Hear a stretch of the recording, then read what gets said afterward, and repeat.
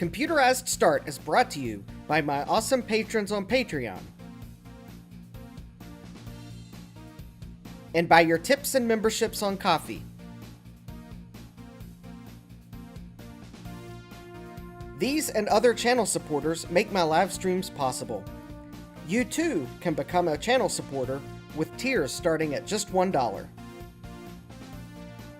And as always, thank you for all your support, including sharing, chatting, liking, and subscribing.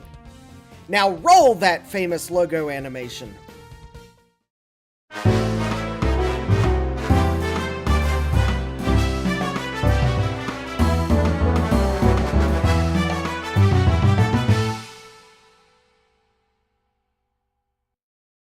Good evening, and welcome back to Computerized Start Live. I'm your host, Justin D. Morgan.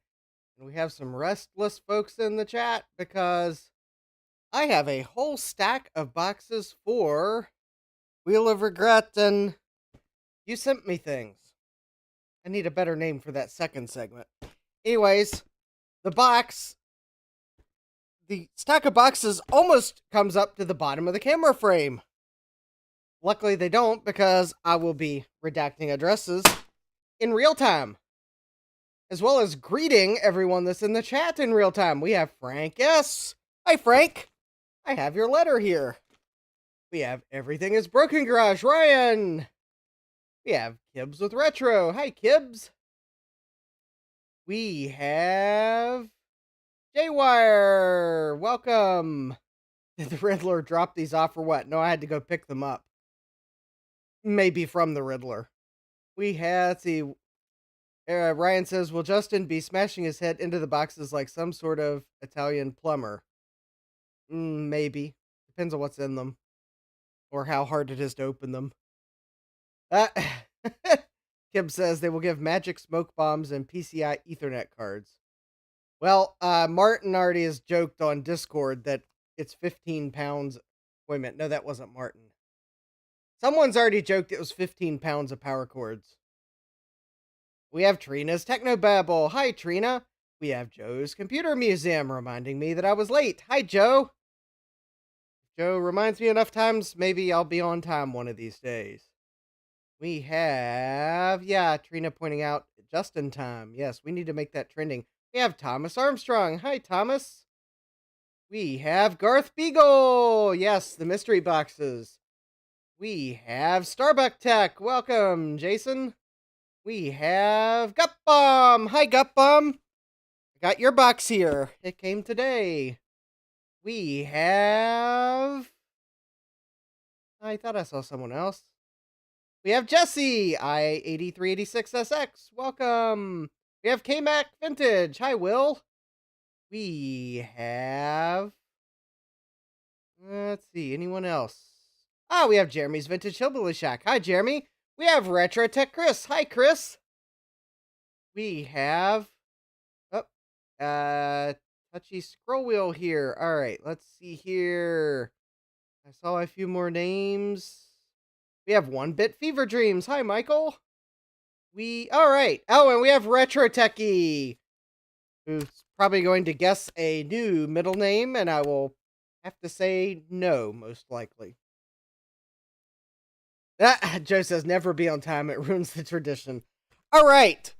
So, I think, let's see here, channel announcements. All right. I didn't have time to add a perimeter to the graphics, so we're going to do this old school. But first of all, I would like to announce that I need a white background for this graphic to look right.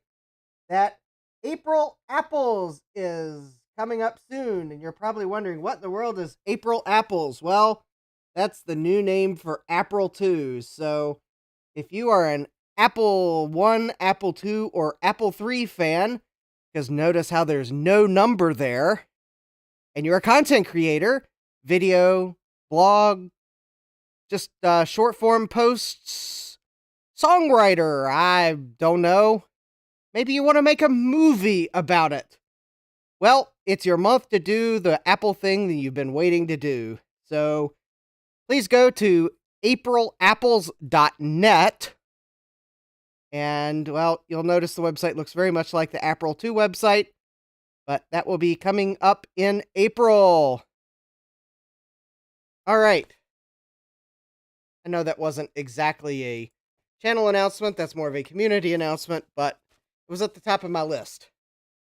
It's also why it took me a moment more to prepare, because I had to load the graphic in OBS. Yes, so month. Everyone's trying to guess is my middle name Delay. Nope, nope. Keep guessing. RetroTech Chris updated the playlist name today. I'll have to put the link to the new playlist on the webpage. So the page does still have the link to the 2023 playlist, which of course was the April 2 playlist, but we're April Apples now. And remember, it's aprilapples.net. I'll put the link in the chat.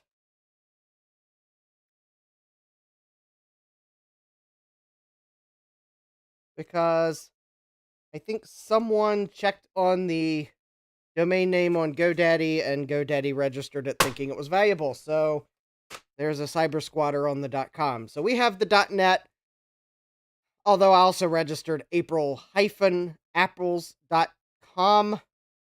And then, of course, April 2 also well, actually, they're all pointing to the same thing on my web host. It's not actually a redirect, but it might as well be. Yeah, the same playlist, new name. All right, so stay tuned for that. The more the merrier. We want it to succeed.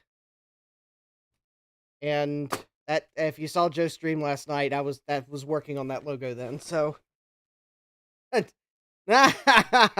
right, let's see here. All right. Coffee link, I kind of changed it a little. I realized my one big goal was hard to swallow. So I thought I would start doing like piecemeal goals. And my first coffee goal to get to VCF East is I need components so I can fix some of the things I'd like to take. So links in the description. You can go check that out. Yeah, well, Jeremy, we got some pushback, and I think we also wanted to distance ourselves from a certain person that was really pushing for April 2 for some reason, and probably just as well we changed the name. So there we go. If you want a little more details, I'll tell you in private. It may have to do with a particular person. Anyways, but yeah, it was kind of one of those. We got enough complaints. The spelling was weird. It was easy to misspell. The number was confusing because it was more than just Apple 2, but we had to put a number 2. Hashtags can't have brackets or slashes or anything in them. There's just many reasons. So it's April Apples. And JWar is asking, April Apples brings May mangoes? But I don't know. Please go subscribe to Retro Techie's channel so he will stop asking. Oh, wait, there's a factual error in that statement. Hi, Will Junior 880, welcome. Trina says, Justin, dashingly handsome Morgan. Well, I wish, but no, that's not it. All right, Jesse, how do you like them apples? All right, anyways, let's see here. I think that was pretty much it. So let's go on to, all right, I do have to, all right. First, I'm going to do things you sent me, and this is more the things that people have mailed me, because, well, I posted everything that, all right, so I gotta redact this. Anyway, so if you mailed me something recently, then I will unbox it here live on stream. And starting off, we have this, all right, let me make sure it's in frame here. We have this cute little box here from Gut Bomb, which I have redacted with the gaff tape that I managed to find. All right, Garth, we'll catch you a little later, because I'm sure you'll probably be back as soon as you get done eating supper, because you're probably just as curious as everyone else. What's in those mystery boxes? In fact, maybe tonight should be that one night where you turn the TV around to the dining room table and, you know you're curious. Gibbs. Alright, so Gut Bomb sent me bubble wrap! Yay! So that when I'm stressed out, I can pop the bubble wrap.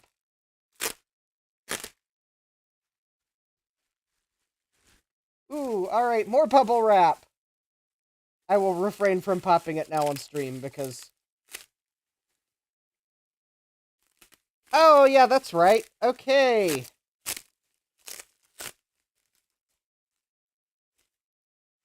Yes! Yes, Gut Bomb sent me... Ooh, and a cable. So Gut Bomb sent me a new 3D printed battery holder for my Mac Plus that Universal Parcel Smashers did a wholesale destruction job on. So, alright. Oh, yes. Happy birthday, Jeremy. I guess now it's a belated birthday. But, there we go.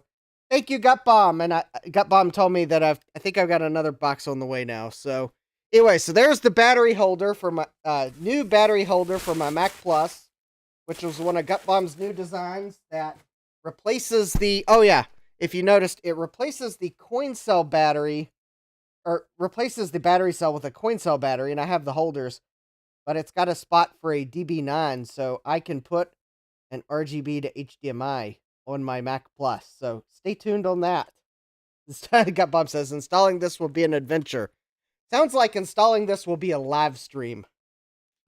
Alright, next, let me just double check. I think the letter that it was in Frank's letter has no personal information on it. Yes, so, alright, so Frank sent me this note here. Hi, Justin. Hope all is going well. The files for this project can be found in a link on PCBWay's shared projects. If you search for dead test, that might give you a hint as to what this is. It should only bring up one. In the instructions, there is a link to the files. Hope you enjoy, Frank. So, yes. Now, you might know, I already have one of these, but it's one I bought pre-built. So when Frank said, hey, I ordered some dead test cartridge boards, I said, you know, Frank, I'd like one so that I can build one and show how to build one. So Frank said, sure, I'll send one along. And there it is, Frank. It arrived safe and sound. So there we go. I'll be able to build a dead test and diagnostic cartridge. And if you'd like to check this out, this is not a sponsored plug, but it is on PCBWay shared projects. So there we go. All right. So thank you, Frank. That will be a fun project for the future. It might even go well with one of the items in my Wheel of Regrets pile here. Oh, yeah, and now it is... Jesse says that is some fine cursive. Yes, it is. All right, and now we go to Wheel of Regrets. And the first one came from Mercari, and I'm not going to test it tonight, but I picked up a Cinemaware Warp Speed cartridge. And this is for... I'll take it out of the bag so it's a little easier to see. This is for the Commodore 64 or the Commodore 128. It even has this nice little switch here. And a reset button. Ooh, it's got a nice tactile feel on it. So, there we go. That is a Warp Speed cartridge. I think it's a fast loader. So, I like the... I thought the artwork looked cool. So, not testing that tonight, but... Ah, yes, Trina's birthday stream's tomorrow. Yes, thank you, Trina, for posting that. I will attempt to attend at least part of it.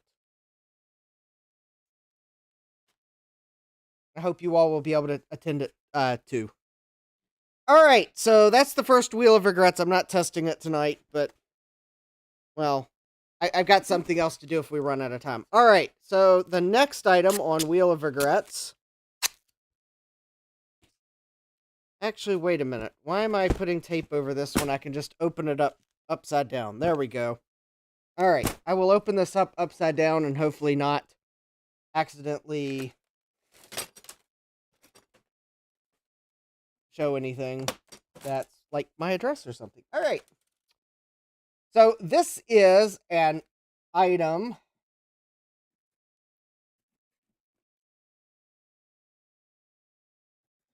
Now, everyone in the chat, we all know the correct answer is 29. Trina's turning 29 tomorrow. Unless she's younger, then she's turning a younger age.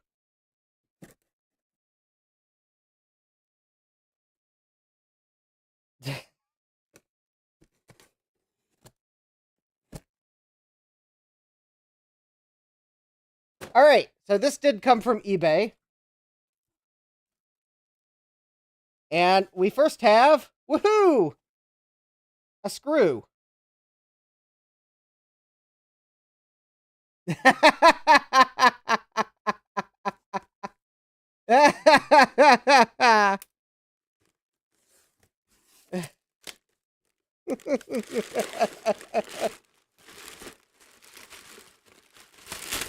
All right. I do not know why there was a screw in the bottom of this box. The second item is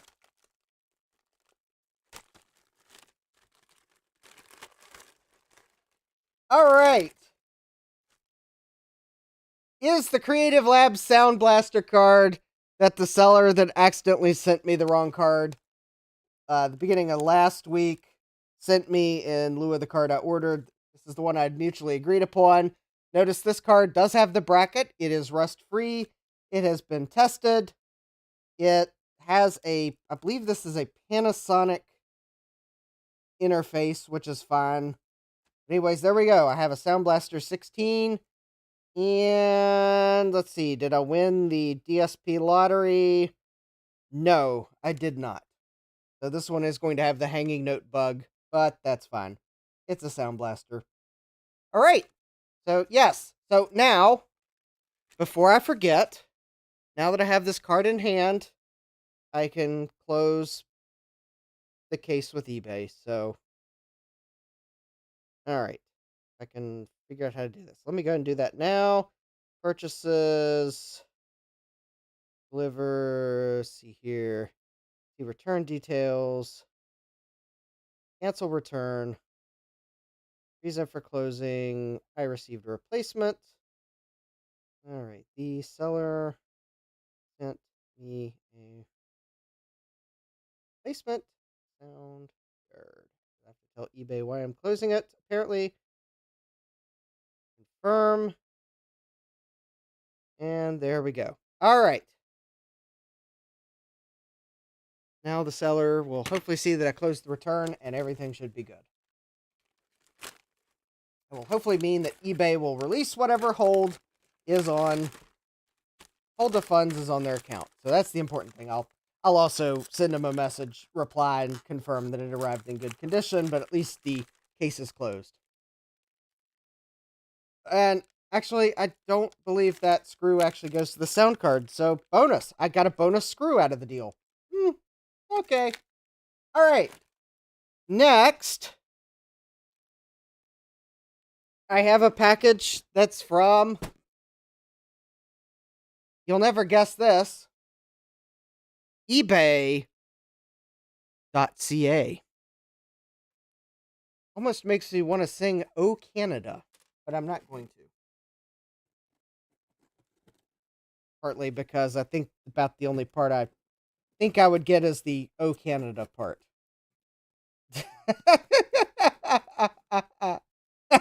Jeremy says, better a loose screw than a loose nut behind the wheel. Parenthetical, driving on the road. Yeah. Frank S. says, the screw was either a small gift or a subliminal message. Or the seller's been looking for a week now of where the screw for their other computer went. And, well, it's on my workbench now. All right, so this one came from Canada. Which probably means that it's in a lot, well...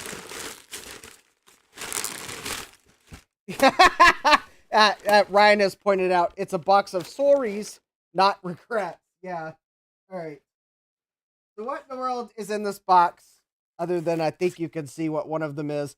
And by the way, this is some things I picked up that I might need for my VCFE display.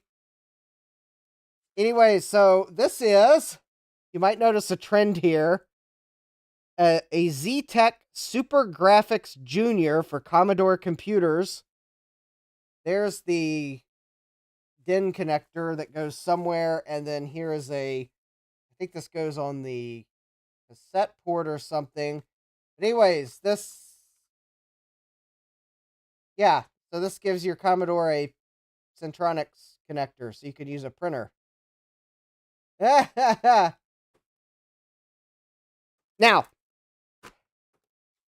does anyone want to take a guess at what this is? Oh, well,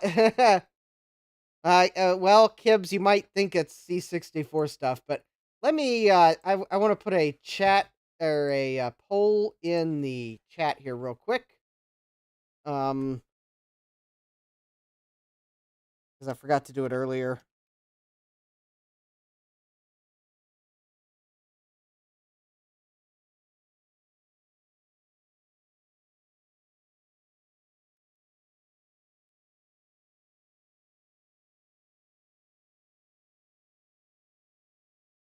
All right.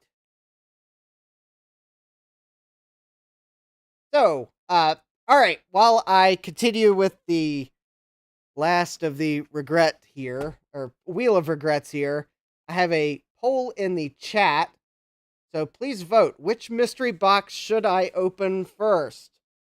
And I'm going to have to actually switch windows so I can see the chat because the poll box is covering most of the chat in OBS. So let's see here.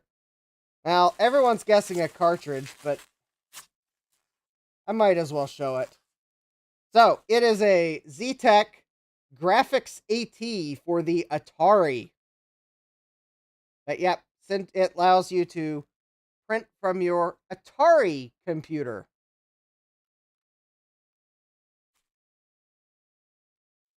And no, Steve did not put me up to that.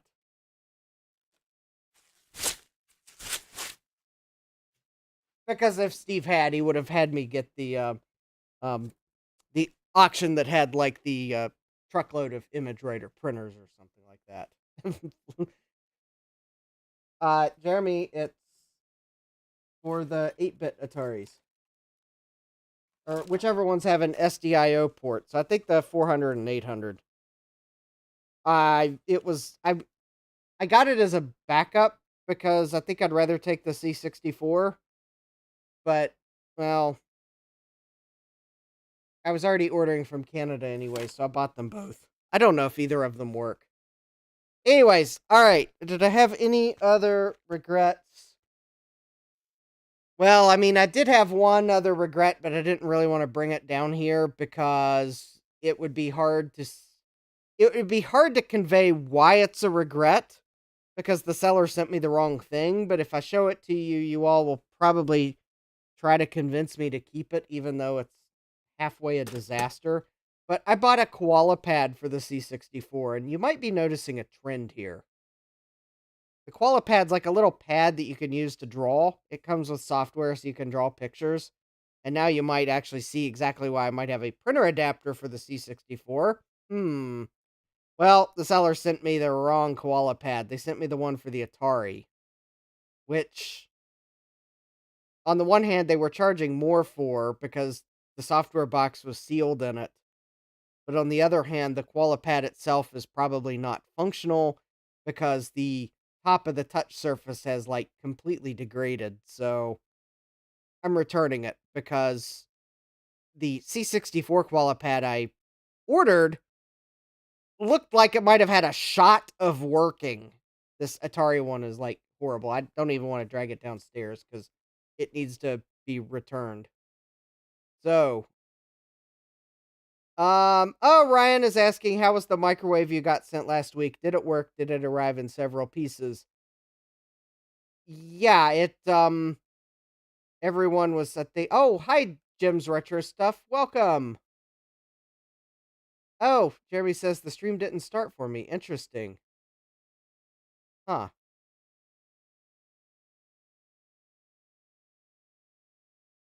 Yeah, let's see here. Oh, yeah, it was pretty well smashed, Ryan. It was pretty well smashed. I'm not going to drag it back out. I do have a Ryan or Adam's going to send me a new shell for it, luckily. So I will be able to put it in a new case. But yeah, the United Parcel Smashers did a number on it. But it works. That's the interesting part. The CRT survived. The analog board survived. The logic board survived. The floppy drive probably needs to have the gear replaced, but am I getting anything back from the seller? Unfortunately, I bought the Mac Plus from Mercari. Mercari is all or nothing. So I just gave the seller some pointers for shipping future computers and left it at that. Because if I'd tried to do a return on Mercari, they would have made me ship it back and it would have just been scrapped. So, all right. So I was trying to give people a moment to vote. So we're going to end the poll because everyone's telling me to open the mystery boxes, and it looks like you all want me to open the blue mystery box first. All right. Oh, hi, Adam. Welcome. Adam is taking parts out of the shell as we speak. All right. So,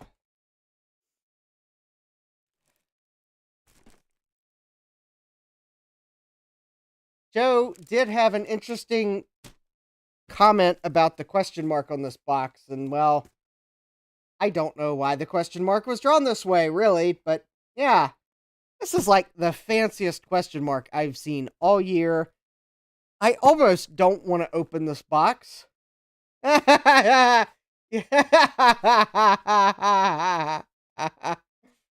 Jesse's saying, please do our rude demands. Yeah. All right. Unfortunately, as much as I think this question mark is totally creative. Oh, yeah, there's question mark there. And, well, it's tape there. Well, maybe I can open it in a way that I'll save the front question mark. I don't know what I'll do with it, but... All right. Well, we might have diapers. That could be embarrassing.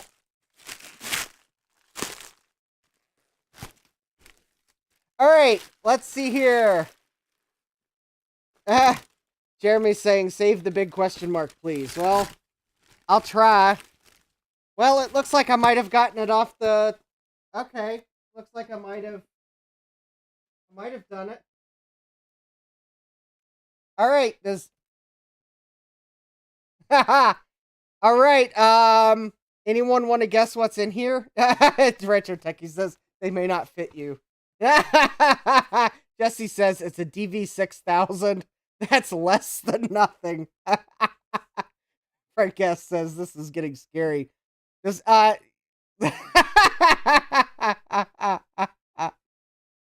I mean, Garth says it's power cords. All right. I do believe that it looks like... Well, we have some movies to start off. Is this Retro Techie's asking? Is it Garth Beagle's 20-year Apple Award? Adam says it's full of zeros and ones, obviously. All right, so let's see what we got here. We have The Hobbit: An Unexpected Journey on Blu-ray.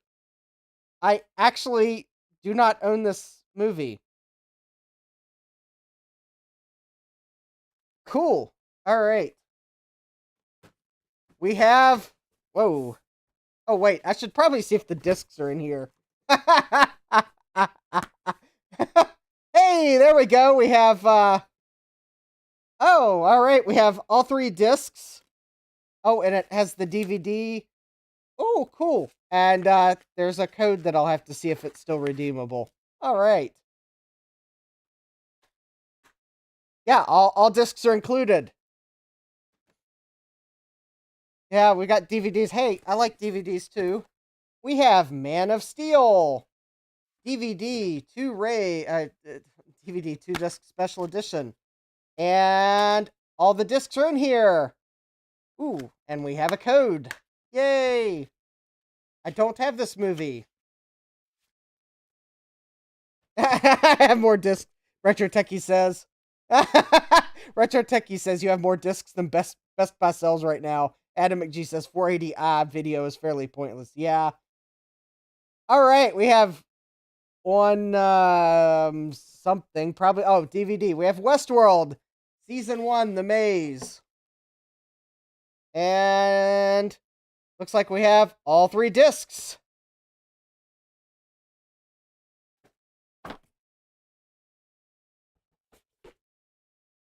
We have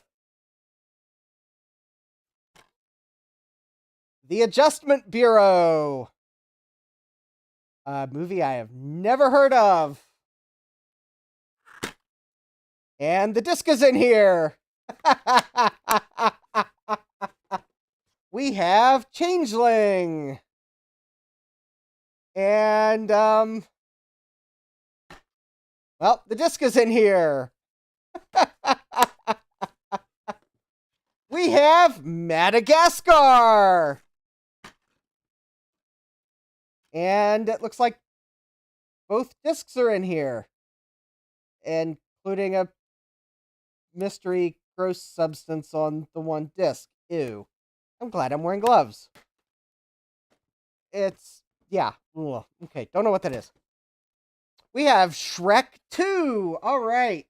Oh, it's one of those silly DVD cases that have the little tabs to make it open, and the disc.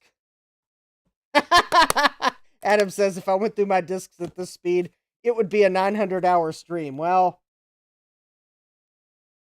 I do believe this box has 27 discs, movies in it.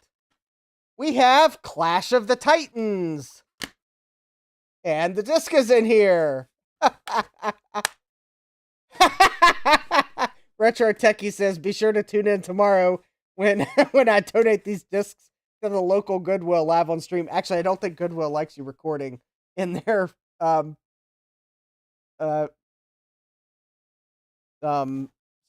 All right, we have Microcosmos, a possible library copy from the Massanutten Regional Library in Harrisonburg, Virginia. Okay,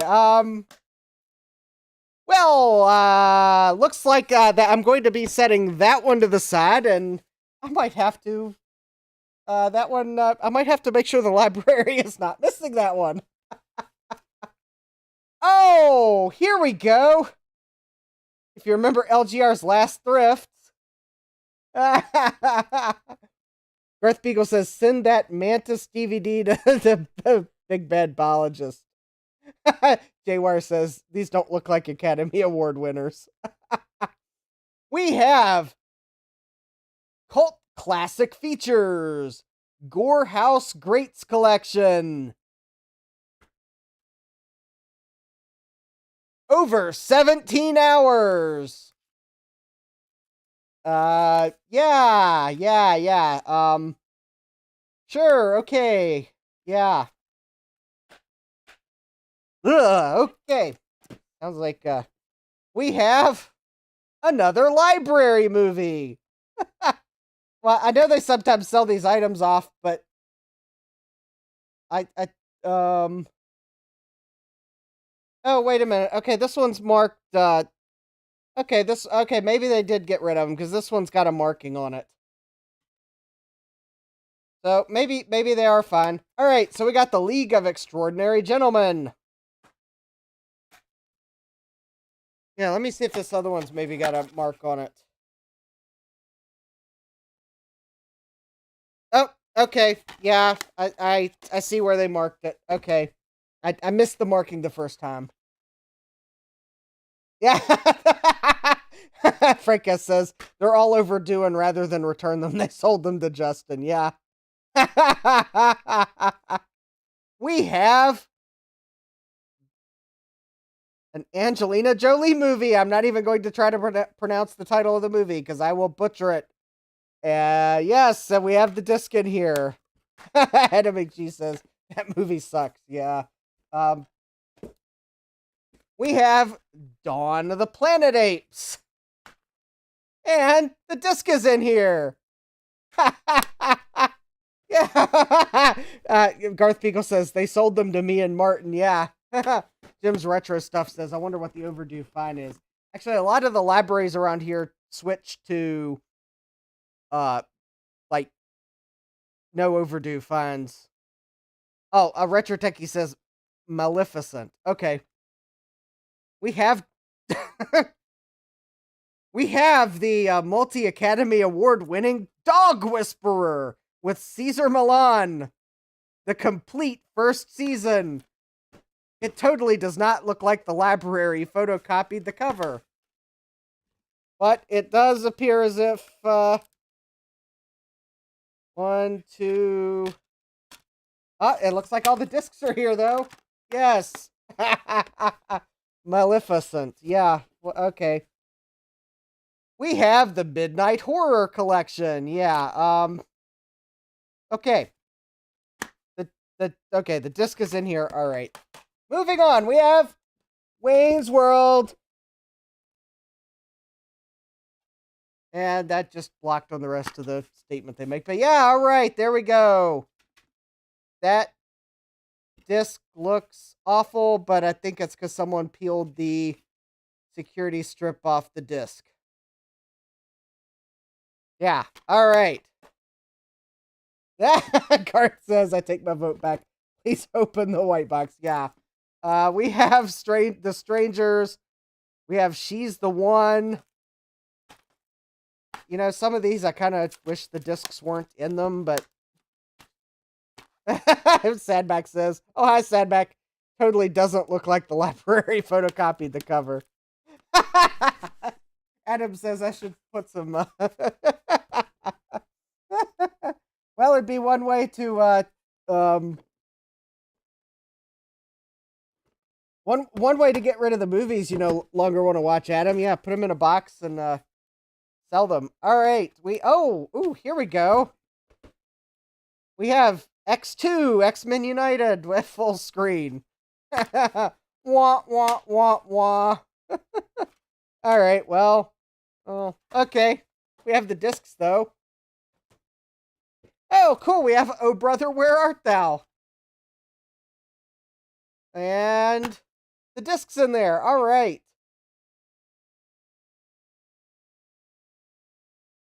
Cool. All right, we'll get to the white box in a moment. Yeah, we have Star Wars 3, Revenge of the Sith. Which I see no one that, yeah. At least it's in widescreen. Okay, we're going...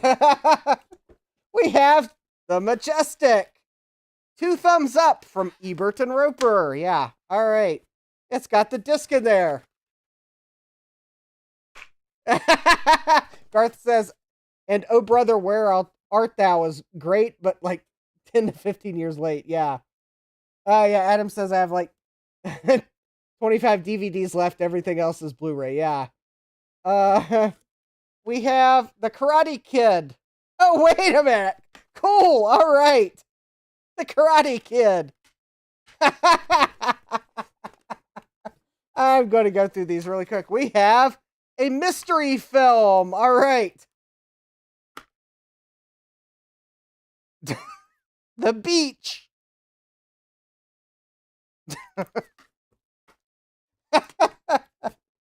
We have How the Grinch Stole Christmas. All right, the disc is in there. Yay.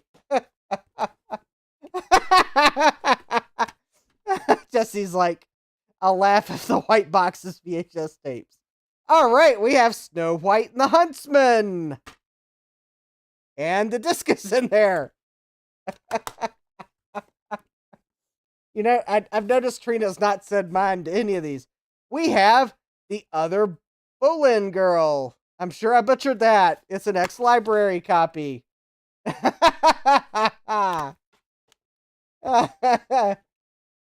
We have Bible stories for kids. 10 animated tales. It actually is copyrighted according to the back. Jaywire says, let's watch it. No way it can be copyrighted. Yeah. They might be the quickest to issue a strike.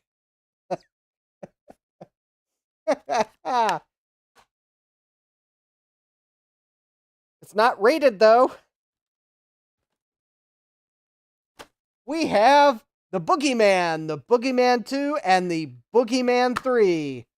And unfortunately, the disc is in here. Gutbomb says, the white box is DivX discs. Adam McG says it's an Xbox case.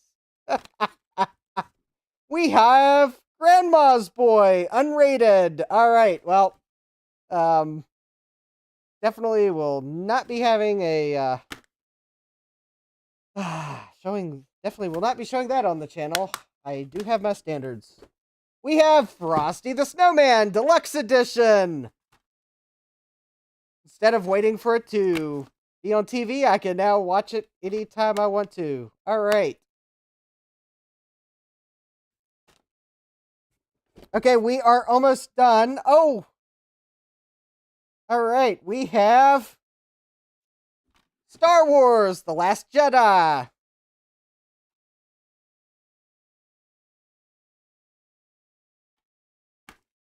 Yes. Oh.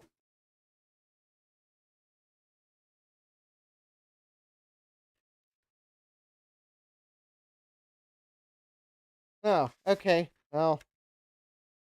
Yes. Wonderful. This is not... Yeah, I didn't think this unboxing was going to go this way either. We have the Story of Star Wars bonus DVD. Woohoo!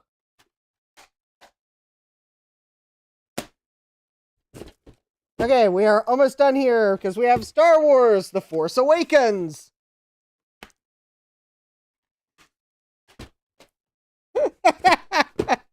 Jim's retro stuff. No diapers. What a ripoff. We have Jim Henson's Emmett Otter's Jug Band Christmas with special appearance by Kermit the Frog. 40th anniversary. They even got the DVD case the right shade of green. Because it's not easy being green, but that sure looks like Kermit the Frog green. And it's got the disc.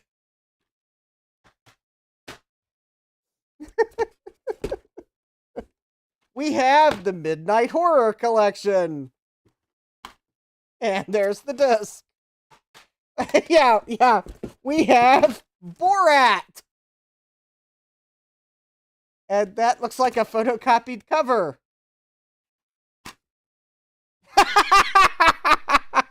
That looks like a... Oh, wait a minute. Is that actually... Oh, that's how Borat came. Okay. I was about to say, wait a minute. Someone copied it, but I think it's supposed to look like that. All right, and finally we have Monster Trucks, a delightful family film. Nickelodeon Studios. All right, and the disc is in there. All right. Adam G says the mystery is, where is their taste in movies? Yeah, I'm, this, collection of movies sure runs the gamut. All right.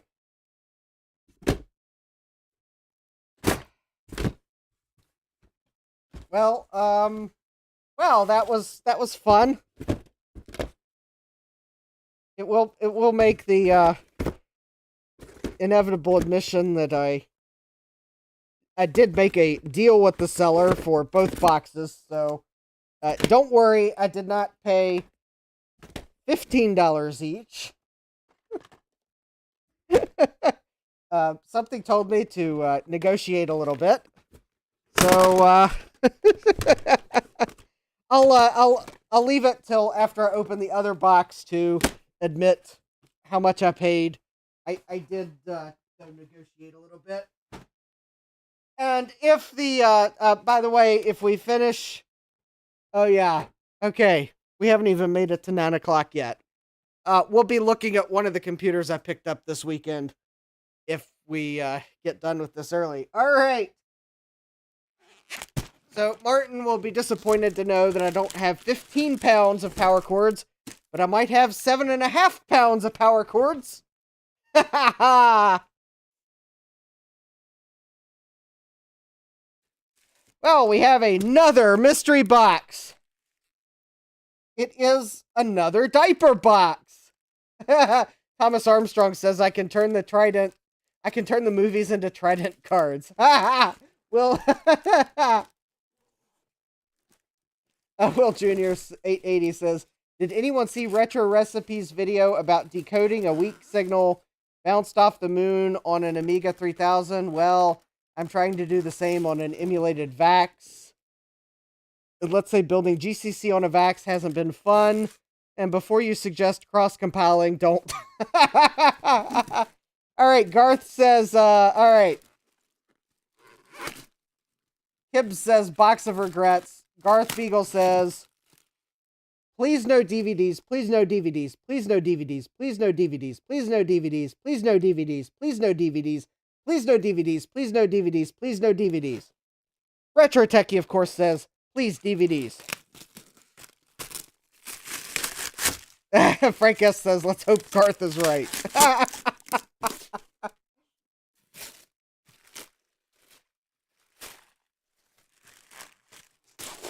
All right.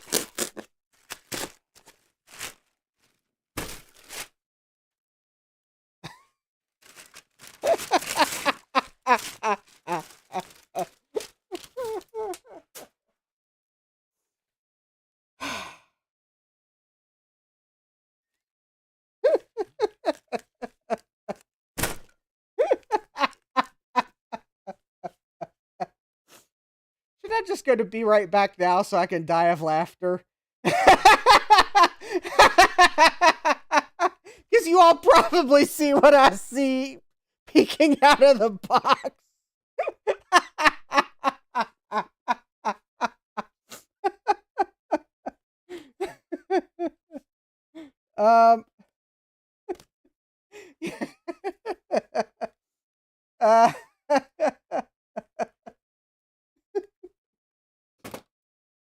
All right.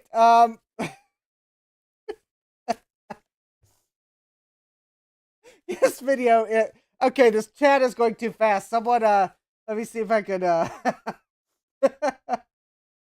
J-Wire says, this unboxing is going to hurt the algorithm. Frank Guest says, off to a predictable start. Cut Bob says, it's DVDs. Garth Beagle says, you see, this guy on the Facebook is all, I got lots of DVDs. How am I going to move them? And Jim's retro stuff says it looks just like the other one. It must be DVDs. J-Wire says, no! Nick Lopez. Oh, hey, Nick. Come on, Chinese Street Corner VCDs. Just Computer Museum. Is it April 1st? Oh.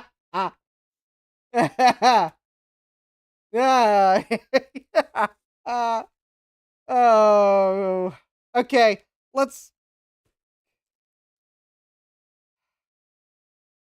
let's see if I can go through these in record time. We have March of the Penguins. I'm not even going to bother to see if discs are in them. We have We Are Marshall. We have A Knight's Tale. I think I actually have that on Blu-ray. We have Freaky Friday. We have Iron Man. This movie puts me to sleep every time. So actually, I probably will keep this as a sleeping pill. Fun fact, I usually fall asleep during the scene where he's putting together the reactor thingamadoodle. We have Matrix Revolutions, and this feels oddly heavy for some reason. Oh, bonus! There's actually a bonus movie in here. Not only does it have Matrix Revolution, but we have a bonus copy of The Day the Earth Stood Still.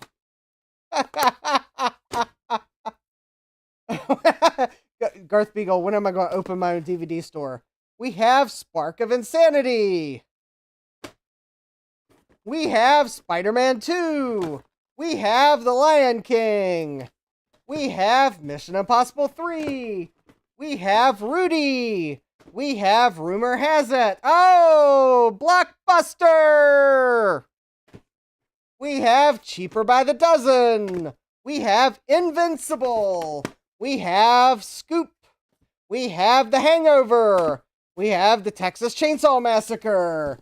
We have 13 going on 30. We have Inception. I have that on Blu-ray. We have The Notebook. We have Into the Blue. We have MXP. Definitely a kids movie. Dad, if my nieces or nephew want any of these movies that are children, please let me know. Help, help. We have First Daughter. We have Serendipity. We have B Season. We have Bring It On, All or Nothing.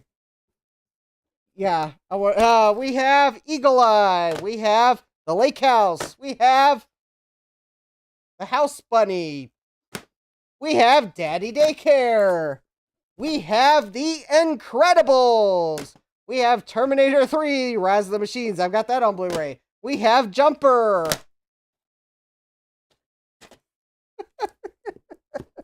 We have That 70s Show. The, which season? Oh, season 1, disc 4. Not even the full season. We have Mystery DVD. We'll see what that is. We have Pirates of the Caribbean. We have Mona Lisa Smile. We have Agent Cody Banks 2, Destination London. We have A Piece of Lint. Is that even a...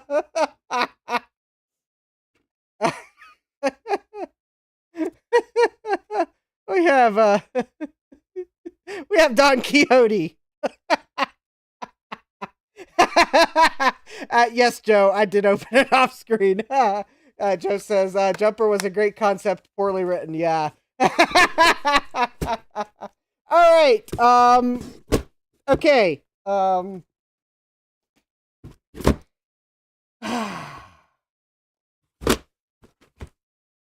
Okay.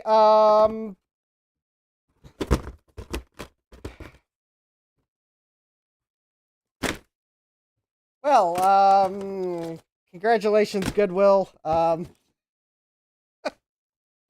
gonna hate me. All right, there we go.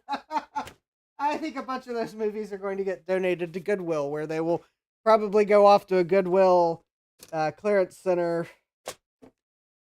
I may keep a couple of them, though. That Iron Man movie I'll keep in case I have trouble falling asleep.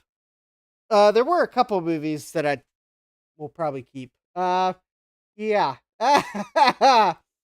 Okay, I lost track of the chat because I went record speed. That away. It's only 9:01 p.m. So, I don't even think I want to say how much I paid. Yeah, not sure browsing retro DVD collections is going to take off on YouTube. Might want to drive that one across the state line. Gives with retro hashtag box of regrets. I don't think I could open a DVD store with those.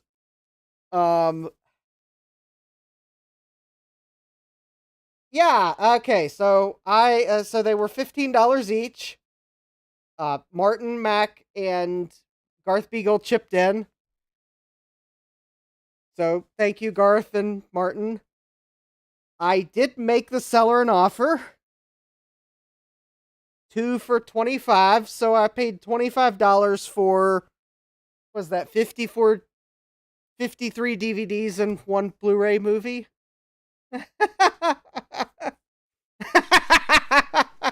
We met in a parking lot. Okay. Sadback says, it's not like tapes where they could have at least been recorded over with something interesting. Okay. So, if I see any more mystery boxes on eBay, or on Facebook Marketplace, I should say, I'm just going to keep them to myself.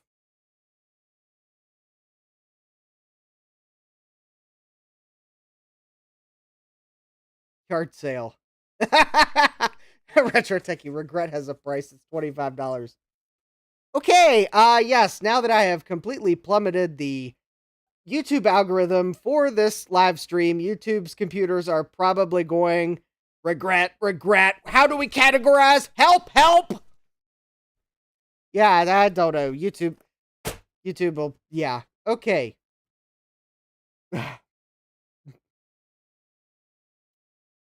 How do I even continue after that?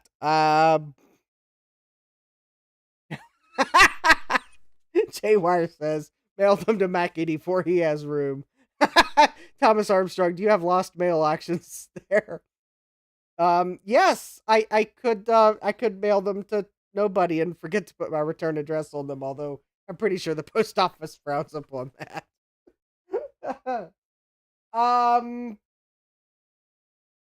All right. I think I'm going to use one of the movies to rate my my idea of even going to go pick up those mystery boxes. And there we go. That's my rating. Insanity.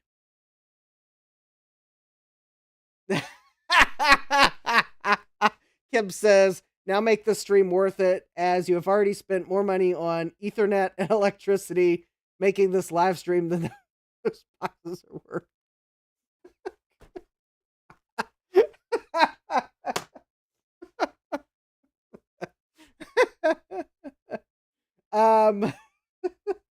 Yeah. I think it's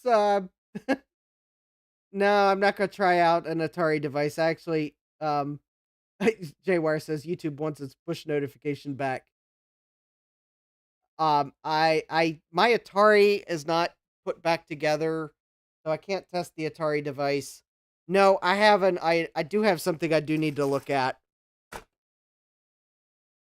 I don't know if you can see it, but there is a Power Mac G4 that is behind me that I do need to look at because Garth is going to send me some parts for it. Thomas Armstrong says, that's a funny comedy. So anyways, I need to look at the Power Mac G4 so that maybe Garth can send me some parts. That will at least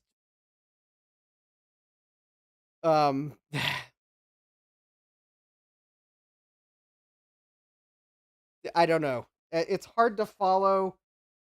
It's hard to follow 2 boxes of DVDs. Retro Techie says, you know what? You could test your DVD player.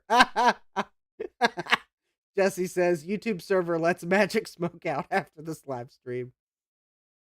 Jeremy says, I would have suggested Bertha. Yeah, but I'm not taking Bertha to VCFDs.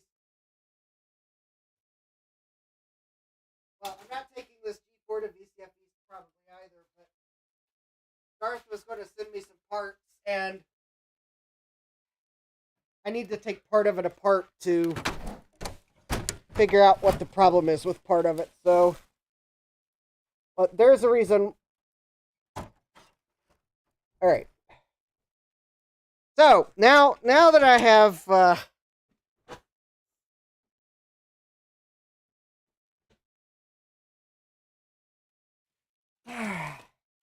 you see, I'm actually, before I even implore people to press buttons on the YouTube screen, I'm going to at least do something computer related. I mean, I sure wish the movie Short Circuit was in that box. Then at least I could circle back to something computer related. Kib says, washes has in G4 parts. Jeremy says, now I have Jeremy's attention. So I take it, Jeremy, that pulling a G4 out is an acceptable alternative because at least it's a computer. Oh, and there's no diapers in it. Bonus.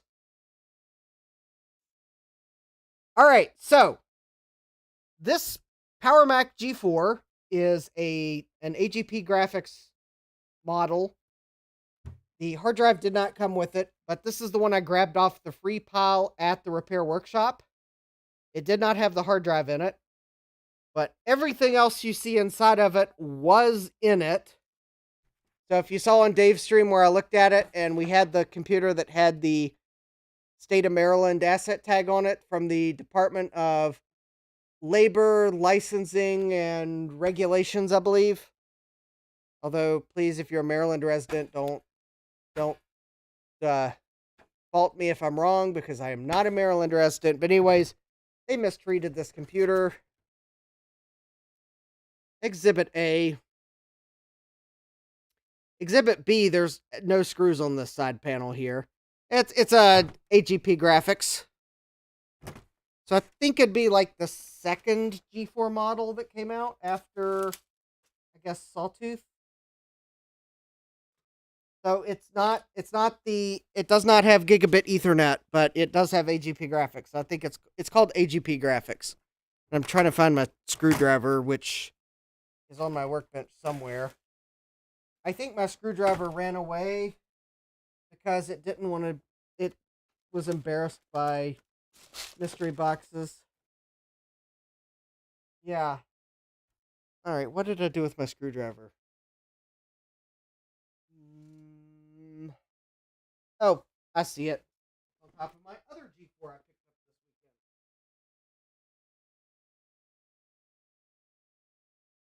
weekend. All right. So the good things about this G4. So it has a 450 megahertz processor, which is decent. It has 384 megabytes of RAM. So it looks like it's 264s and two 128s.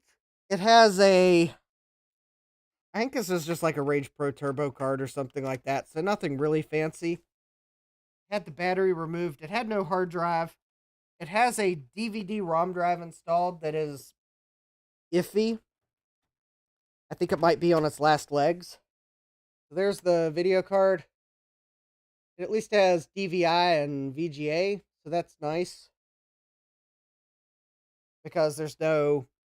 This is before Apple had the Apple Display connector. And, not that you can see my tape note, but there is a zip drive in this G4. However, the zip drive has click of death. Ask me how I know. RIP zip disk.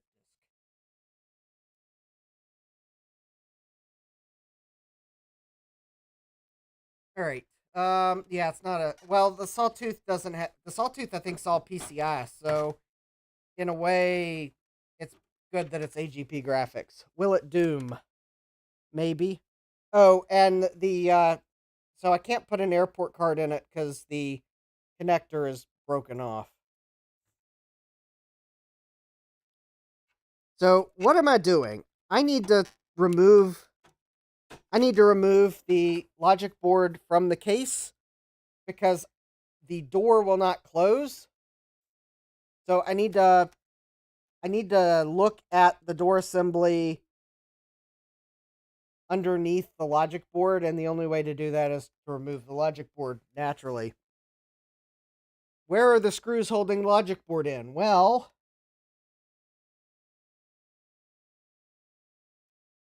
yes, it would appear as if there's like one screw holding the logic board in, and it's under the heatsink. I don't think you can reattach the airport connector, Jeremy, so I'm not going to worry about it. I think you have to replace the cable because it's I don't think it's a part that I can crimp back on. Besides, I'm not going to put an airport card in this because those airport cards go for crazy, ridiculous sums of money. So I probably won't put an airport card in here.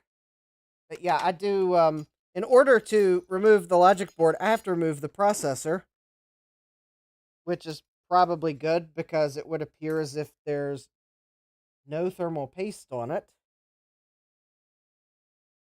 Although, oh, I think maybe Apple used a thermal pad. Maybe it doesn't really get that hot. But okay, maybe I don't actually have to remove the processor, but I did have to remove the heatsink. Because right there's the screw. Yeah, I'll repaste it. Trade a connector for 54 DVDs. I think Steve is going to see right through that one. In fact, Steve is probably lurking, like saying something like, "Thank goodness I didn't drive all the way to Virginia for those mystery boxes."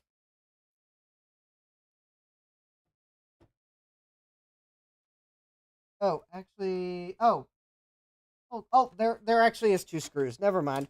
I was about to accuse Apple of only putting 1 screw to secure the logic board and putting it under the processor. No, they put 2 screws, but 1 was still under the processor heatsink. I I don't know if there's going to be time tonight, Jeremy. But I'll look at it sometime. I just don't have.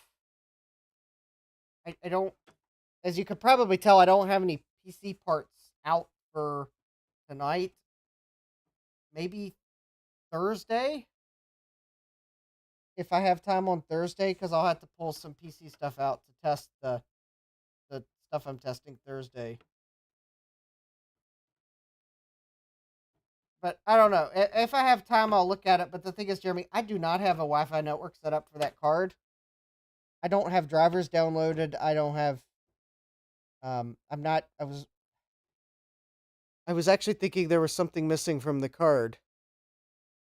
I'll have to go figure out where I put it actually. But anyways, all right. If we have time and I remember where I put it, I'll take a look at it. But I was thinking there was something missing from the card when I last looked at it, but I could be wrong. Um. Yes. Some people might say, well, couldn't you have looked at the iFixit disassembly guide for this? And yeah, I could have. But where's the fun in that? All right. Come on. Oh,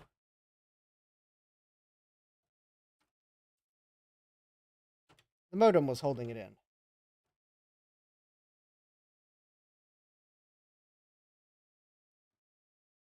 Oh, it needs antennas. Yeah, I don't have any antennas for it. That's the problem. I'll have to find antennas. I mean, I can I'll take a look. I mean, if we have time, maybe I can try to at least see if the drivers will detect it, but I don't have antennas for it. I knew there was something that was missing. All right, so this is the logic board for an AGP graphics. I didn't bother removing the modem or the processor card because it wasn't needed. But on the top, we have the G4 processor, we have a modem, we have 3 PCI slots. They're 64-bit. We have AGP. We have 2 IDE ports. This is the front panel connector. I think this is where the gigabit Ethernet would go if it was a gigabit Ethernet model, but this is not. There's the ROM chip, I believe. And then the underside's where all the other fun chips are. So I believe here's the memory controller. There's an Intel chip on the bottom. I have no idea what that Intel chip is. And there's a Lucent chip. But there we go. And then there's another chip there. Oh, yeah, and there's a Crystal Audio chip. So, up. Let's see. Loose screws. Yeah. Let's see here. Kibbs with retro, but all I have is a boat anchor with an Apple logo and a slightly crushed power cord. Ooh. Kibbs says gentle, gentle. All right, so Garth was telling me, and now maybe Garth, if he's still there, he might be able to point out what he was asking. He asked me if there were, I think if these 2 clips were attached. Because he told me that under the logic board, there were 2 clips for the panel, and I believe that's what he was asking about. So Garth, if you're listening, I believe the 2 clips you were actually wanting me to look at, they are attached. It looks like they are there. But if those are the wrong 2 clips, you'll have to tell me where. So basically, the thing is, this door does not close easily. Kib says we need that 56K modem when the internet stops working. Yeah. So, yep. So Garth was like, it could be maybe something's wonky about this assembly, but he also pointed out it could be the hinge. The hinge might be bent on this case, and Well, actually,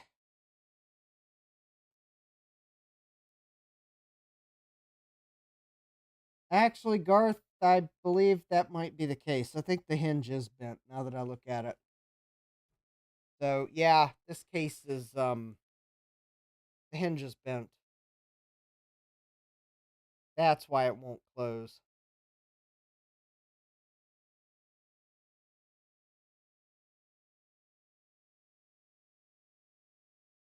Okay.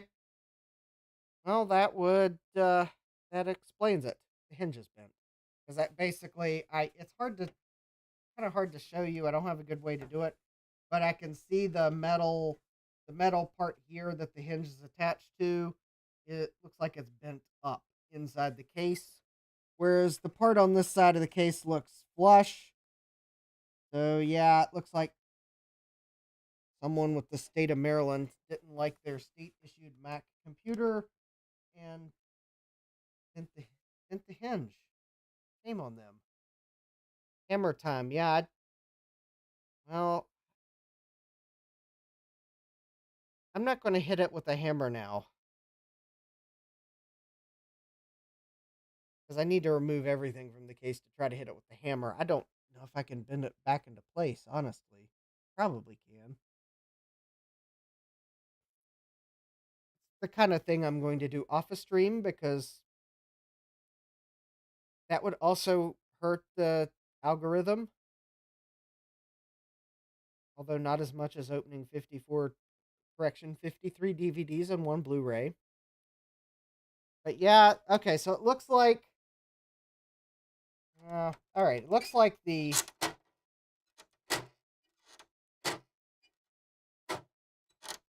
I'm pretty sure that part of it is working right. Yeah, Joe, you heard hit it with a hammer. The hinge on this case is bent.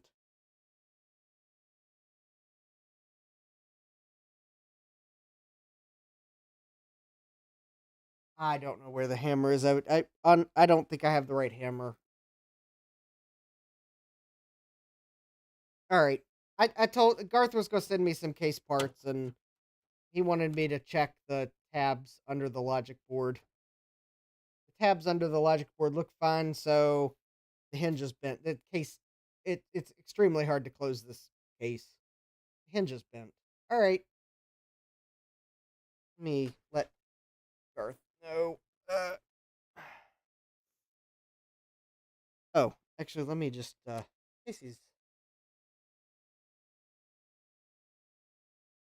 I'll I'm not going to put the logic board. I'm not going to screw the logic board back in just yet. All right, let's see here. But Garth was going to mail me. He was going to mail things today, and I told him to hold a day because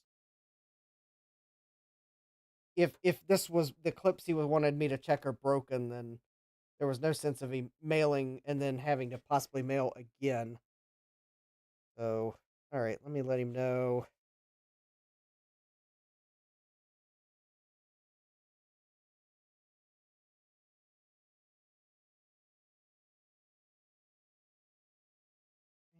Camera.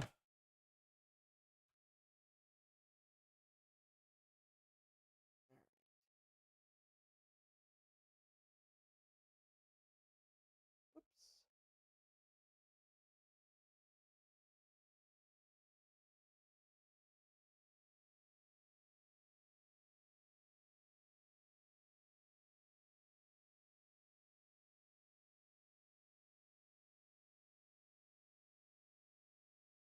All right, there we go. Okay. So now that we have, now that I have taken the logic board out so I could inspect the case, I'm going to, well, I'm going to hold off putting it back together because I might just have to take it apart again, and I don't want to waste what little thermal paste I have. All right. Jesse says, if you were hitting a modern day HP printer with that hammer, the algorithm would quickly forgive you. Yep. Okay, let's see here. So the Mac is broken.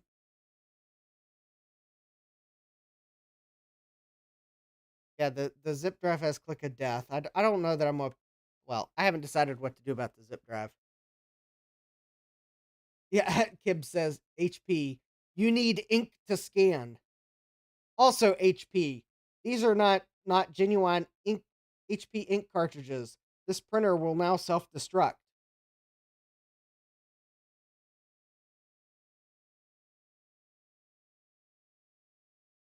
I mean, I don't know that that's exactly what the printer says, but come on, HP. You might as well finish what you've started at this point.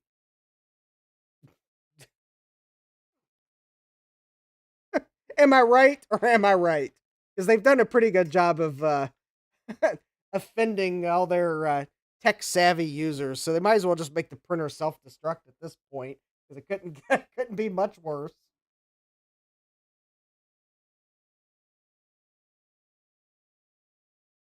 Uh, if you or yeah, Nick Lopez last week, HP, a bad ink cartridge can hack your entire network. Yeah.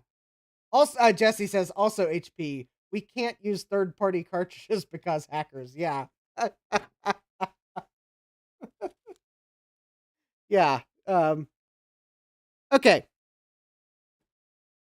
So now that I have uh, tempted you with this G4 that I'm going to set to the side because,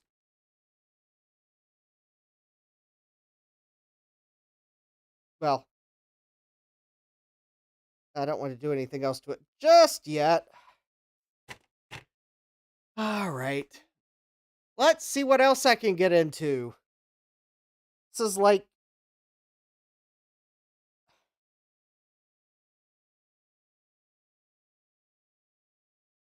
Jeremy wants me to look at an ISA wireless card that I don't have drivers downloaded for.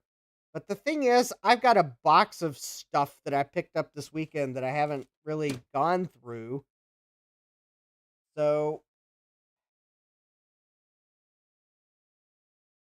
I can either try to remember where I put the wireless card, or I can go get the nice large box of stuff that's got. It's like a mystery box, except it's not a diaper box and it's not full of DVDs.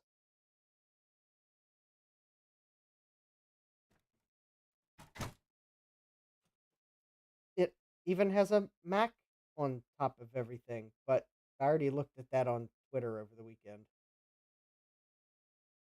Eh.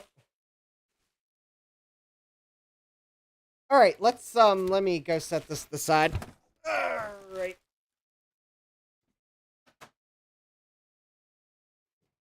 All right, I am running out of space.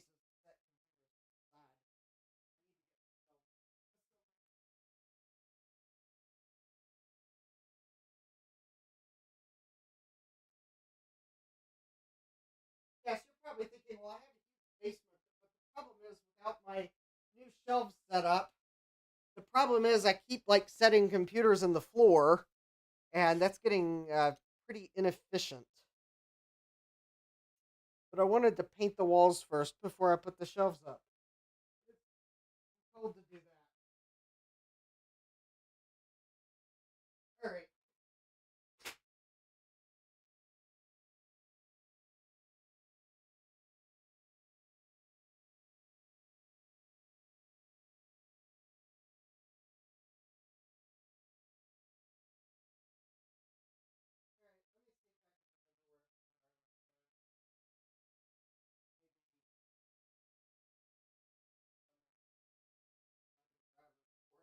I'll feel like we can actually maybe look and see if it works.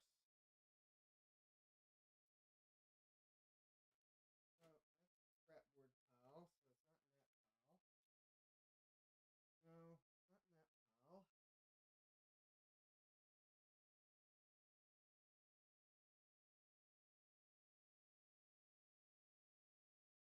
pile. All right, hold please. I'm gonna try to find the wireless card.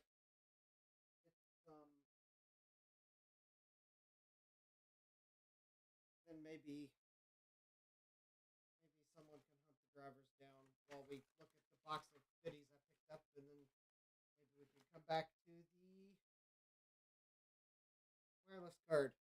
Not that I can connect it to a network. I don't have antennas for it, but we can at least see if we get that driver. So that's at least one step.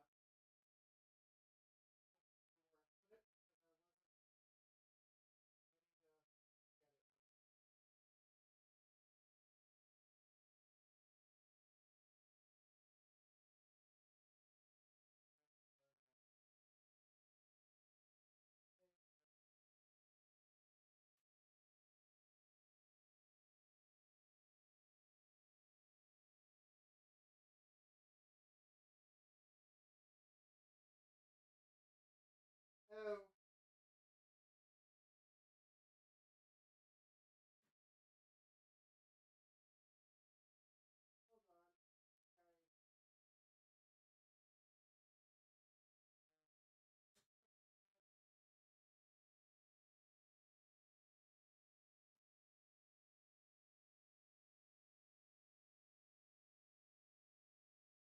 on. Okay. I don't know where I put the network card. It'll show up eventually. Okay. Um.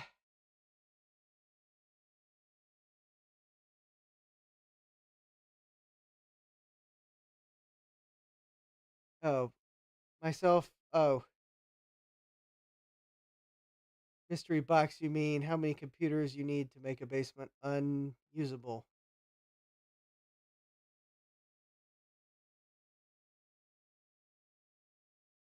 All right. I don't remember where I put the wireless card, Jeremy. It's in a pile of boards somewhere.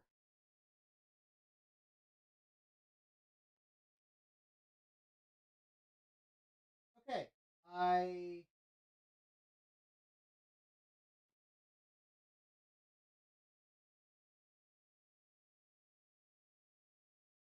Hmm.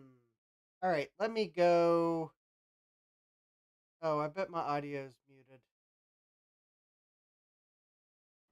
Okay. Assuming you can hear me, I'm gonna go upstairs and grab the mystery box. I'm gonna go to be right back because if you can't hear me, I think going to be right back and coming when I'm back, it hopefully will fix itself. So I'll be back in a moment.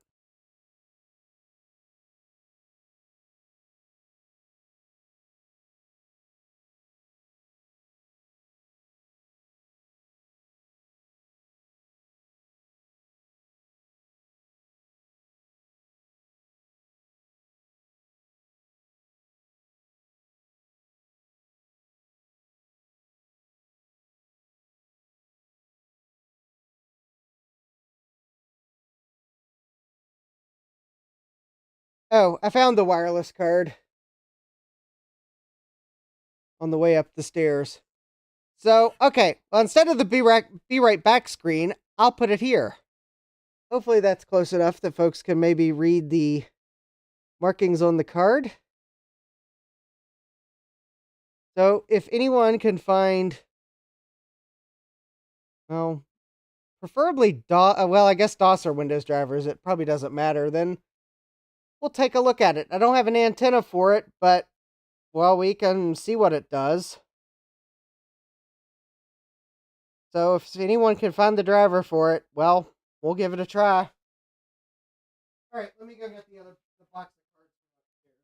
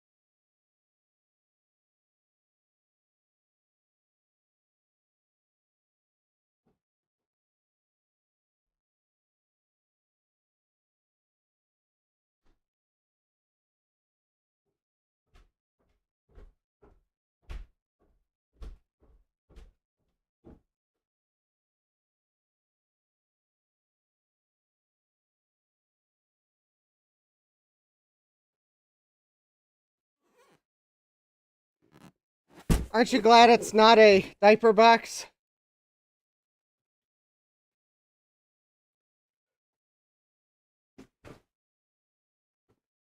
Although, I guess, I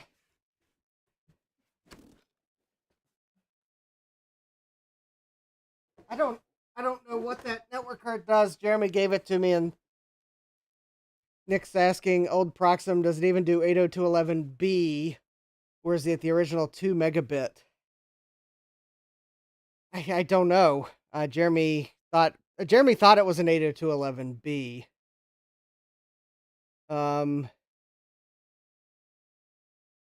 Jeremy says this card came from an Intermec 0100.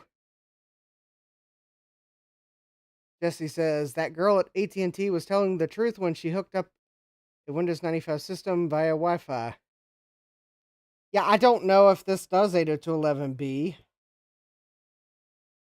Yeah, if it only does 2 megabit, then there's probably little chance I'm going to be able to network it to anything.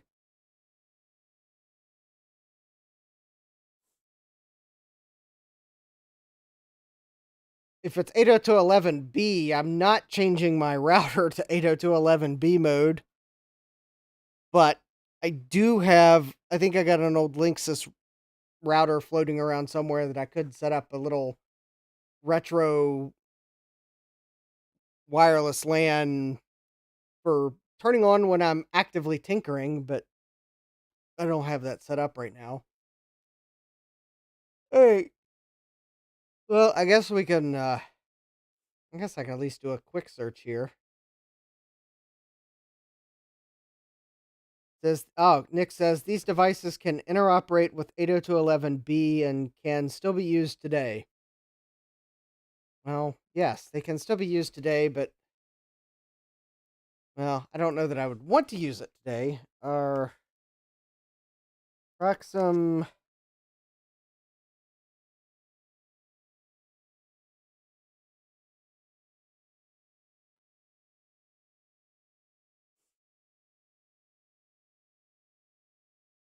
Surely they don't have drivers on their own website still.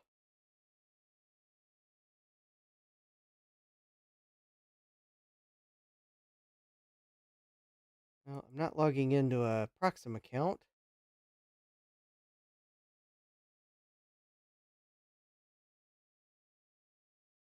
It's a. I don't know what the.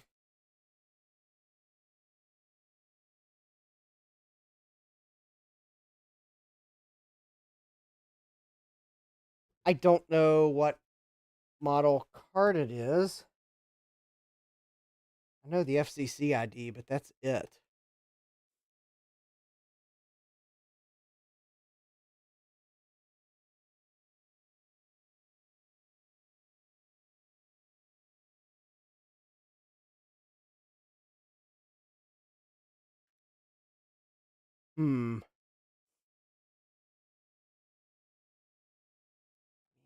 Yes, I could.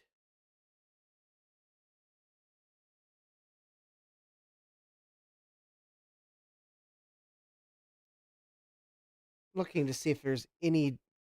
I don't know what model card this is. I can't tell. I guess I could try to look up the FCC ID. That may not necessarily give the model number of the card.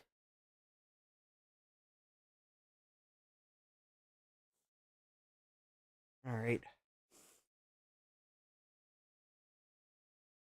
Well, that's not it. Oh. Let's see here. Oh, okay. It looks like it is a Proxim CHISA 100.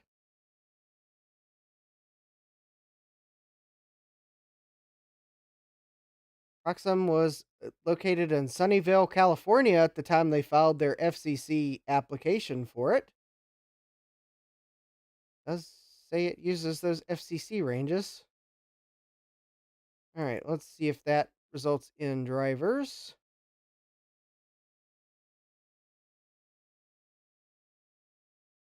Proxim. Unfortunately, there's a chance that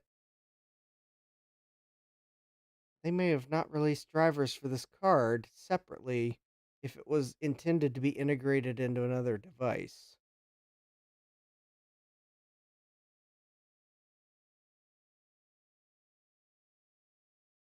All right, I am not finding drivers for this card.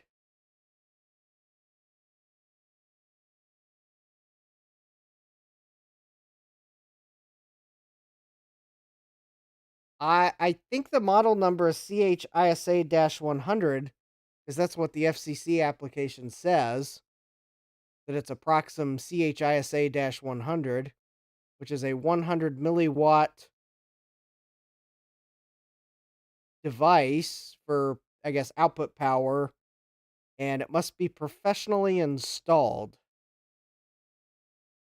Let me see. Jeremy said it was pulled out of an Intermec 0100, and I don't know what that is. I hope that's not a device I'm going to be embarrassed to figure out what it is. Oh, it's an access point.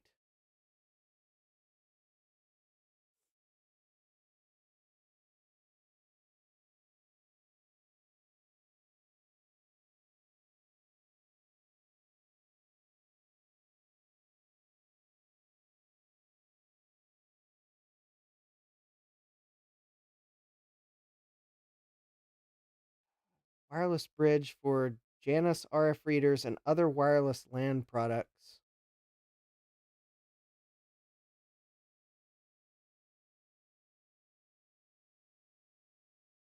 Providing protocol independent access for Janus reader users.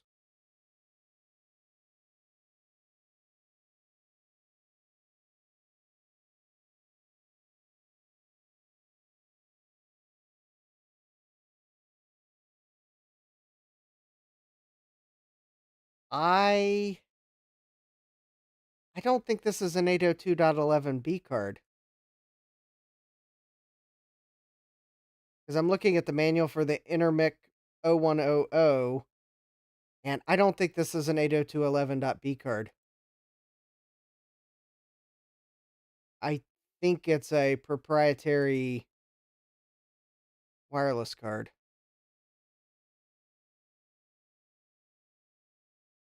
That uses the 2.4 gigahertz band.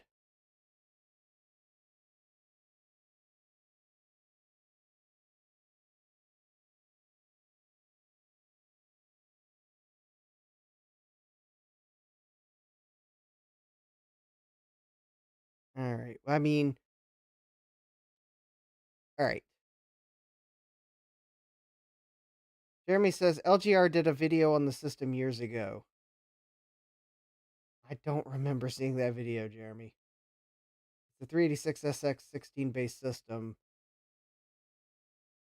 Nick says it has Windows drivers. Well, I just searched the web. I didn't find them. So,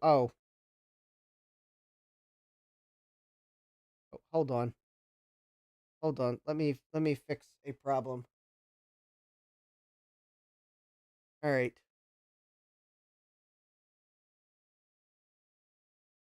Hold, please. Oh, come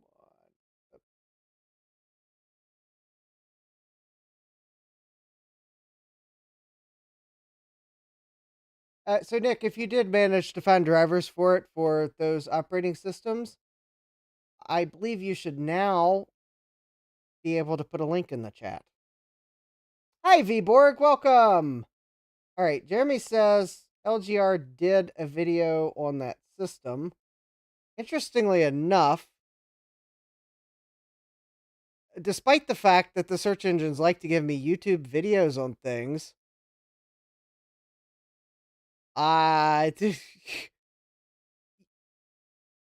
it did not show me LGR's video on that system as one of the search results. Interesting.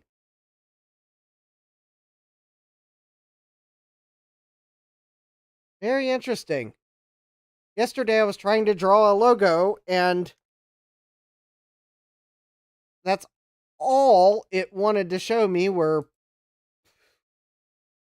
videos on the topic I was trying to search, but I was on Joe's live stream, so I didn't really want to like try to watch a video while I was on a live stream. So I wanted text instructions.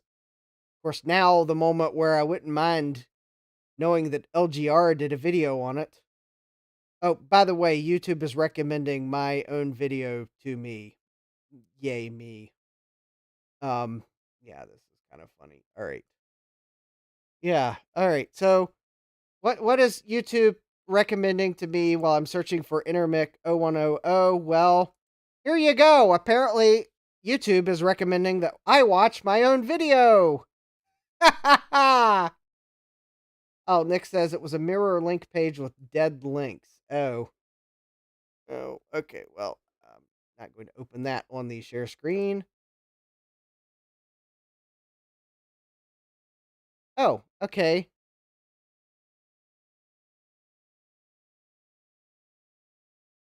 Oh, this is for the Rangeland 2 client cards, but is this a Rangeland 2 client card? Because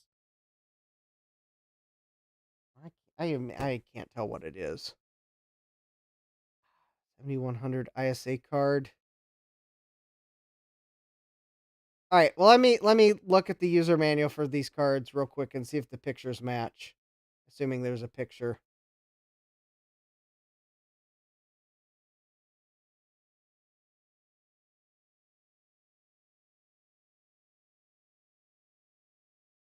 Well, actually that oh, well, maybe this is one of those cards.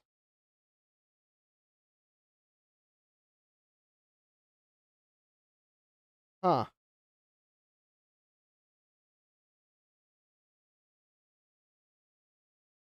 Well, I mean, I can try to install those drivers and see what it does. All right.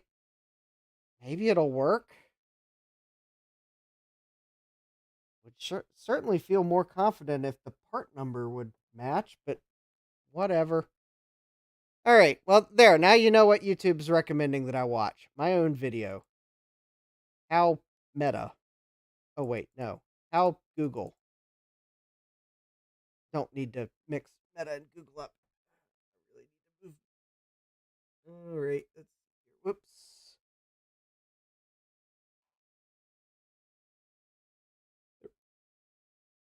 I haven't tested the CRT yet. It's Jeremy says it is that. Well, Kib says watch your stream on your stream on your stream on your stream on your stream. Yeah, we could do that. Dip switch is probably set to IO and IRQ. Well, Jeremy, I have to say that I'm trying to find LGR's video, and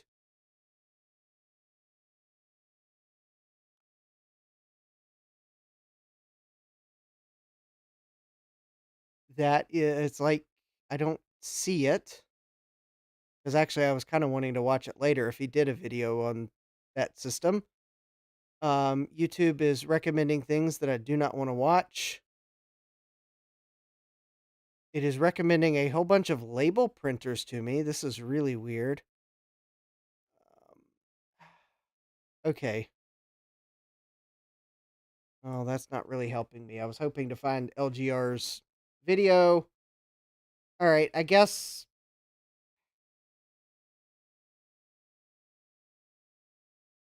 Oh, I have to say, I see the picture of the antenna for this thing, and it is not. I don't have an antenna anywhere close to the one this takes, so yeah, I'll have to find the antenna for it. Oh, there's the part number. It says it on the back. It says Rangeland 2/ISA. Okay. Well, why couldn't they just put that on the label on the front and not make me hunt for it on the back? Whatever. All right. Well, we got drivers. I have no PC motherboards out.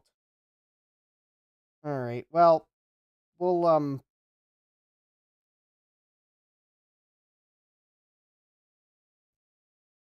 all right.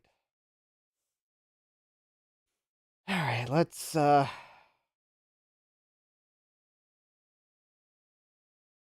Let's see what other cards are in this box, because maybe I can test a few things at once.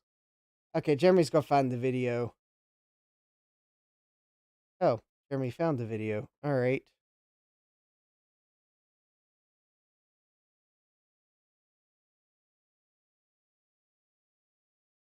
Oh, no wonder I couldn't find it, because I was searching for Intermic 0100.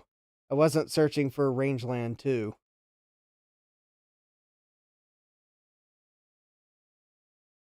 All right, whatever. I might have actually watched... Oh, actually, it does look like I started to watch this video. Oh, no. No, that's just YouTube caching the first 50 seconds of it. Never mind. Actually, I don't remember watching this video.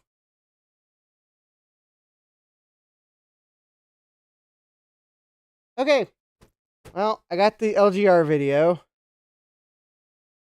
I've got the manual. I've got potential drivers. I don't have the antenna.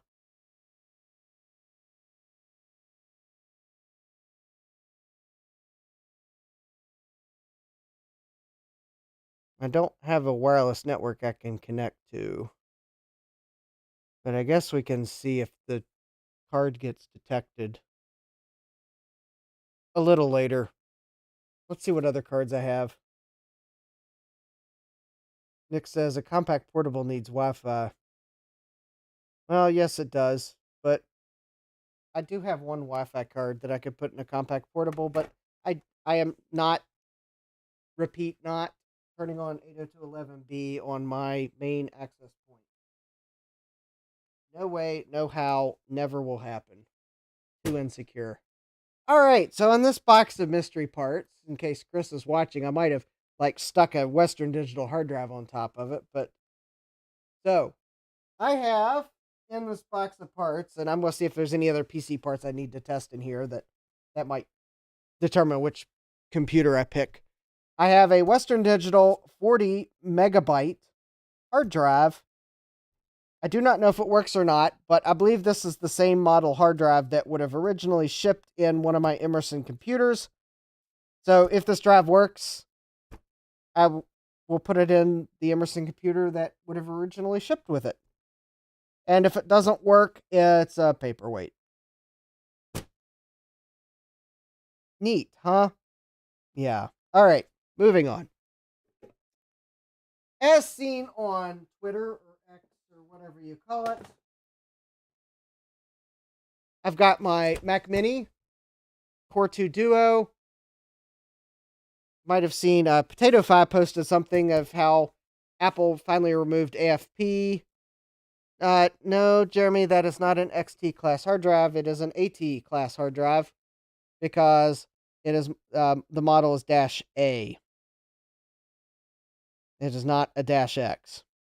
So it is an AT class hard drive.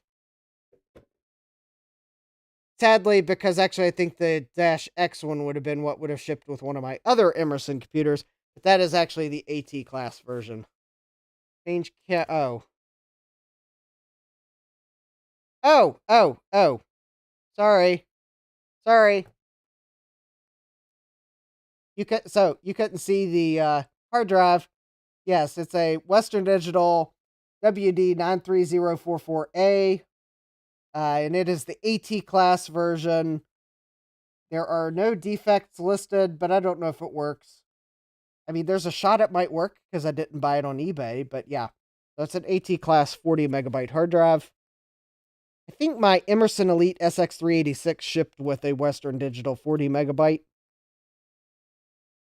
One of my other Emerson 286s shipped with a Seagate, but I think the 386 shipped with a Western Digital. I've got a Core 2 Duo Mac Mini. If you saw Potato Fi's post about how Apple removed AFP support, well, now I have a Mac Mini I can use as a bridge. So there we go. So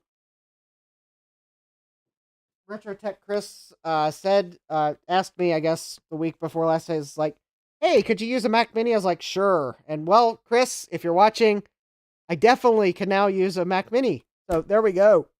I was going to I was going to need a bridge machine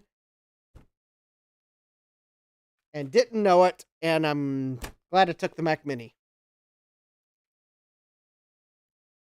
No, I'm not going to make a stream deck out of it, Jeremy. I actually don't play a lot of games.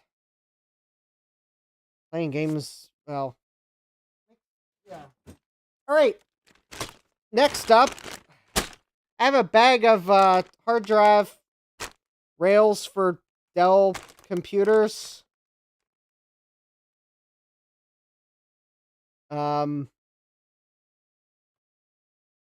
Anyone? Not seeing any takers in the chat. Yeah. All right. Well, they'll probably be they'll be on the free pile at VCF East. I know, they're probably not worth mailing. Ooh, all right. Now we get to the really cool stuff in here. So Chris did some video card testing, and then he popped a couple in the box. So starting off, we have an S3 Trio 64V Plus. That's a nice 2D card. We have a Rage XL card. I believe this one's not working. So Chris kindly put it in the box, so I'll have to try to get that working. We have a Trident TGUI 9680. And we have, oh yes, we have a,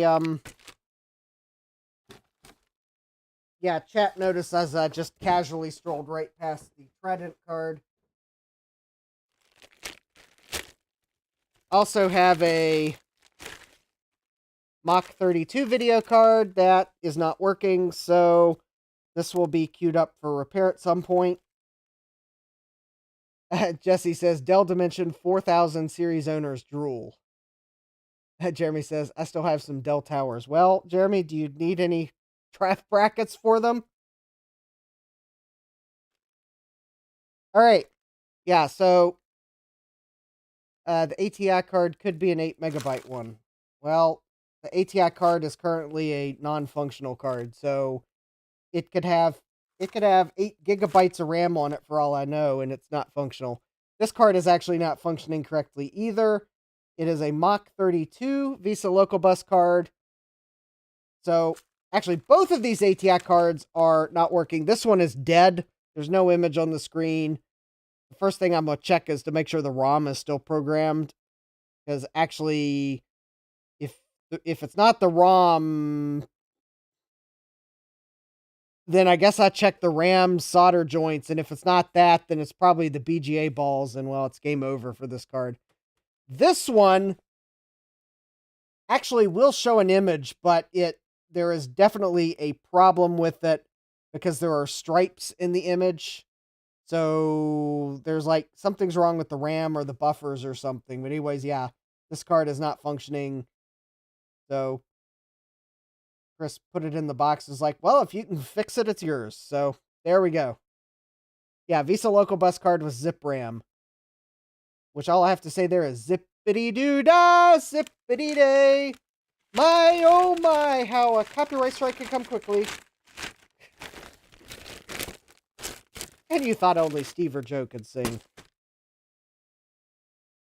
Moving right along. I have a very useful card. If I ever get a Tandy like HX or something, it is an MFM hard card. Minus the hard drive. Nick says, that RAM is sus. I think Chris did try pulling the RAM off. It didn't fix the problem, so it could very well be the soldered RAM. Yeah, alright, so I got an MFM hard card for a, like, Tandy something or other, because there's the Tandy bracket. That might actually go on the free pile. Oh, here, this is an interesting card. I'll probably try to clean the factory flex off of it. Yeah, the Trident card's a 1 megabyte. All right, let's look at the other interesting card here. So here is a Tandy serial card with the wrong connector on it. But yes, this is an RS-232 card. And I know that because it says RS-232 on it. And that is a 8250 serial chip. So before you say it's a parallel card, that's an 8250. This is a serial card, but they put the wrong connector on it. So, but the eagle-eyed among you might have noticed something else about this card.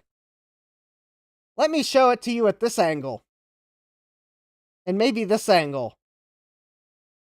And you might notice that this is, I think, now I might get my Tandy models wrong, but I think this is is this an HX card format that they put on an ISA carrier? So yeah, that's weird. But anyways, yeah, it's got the wrong serial connector on it. it should be a male connector for serial, but whatever. And it's got like loads of factory flux here, so I may try to scrub that flux out. It just makes it look grubby. But yeah. Yeah, you can see the factory flux on the card. It makes it look awful. But yeah, there you go. There's the 8250. I don't have a Tandy that would match this, but I may hold on to it for now. Jeremy says that card is for a Tandy that I lust for. Well, I don't have that Tandy either. I'm probably going to hold on to the card for the meantime because I might still be able to use it somehow. But, yeah, that's a neat card. Yeah, this card, though, it might be on the free pile. With my compliments. And it's got a 15 megahertz half-can oscillator on it. No, I don't know. Actually, I might keep it because it's totally useless. All right, what else is in this box? Well, I know how to get Steve's attention. This is probably the closest I'm going to come to owning a Quadra 700, short of someone giving me a Quadra 700, or at least the rest of the parts to put it together.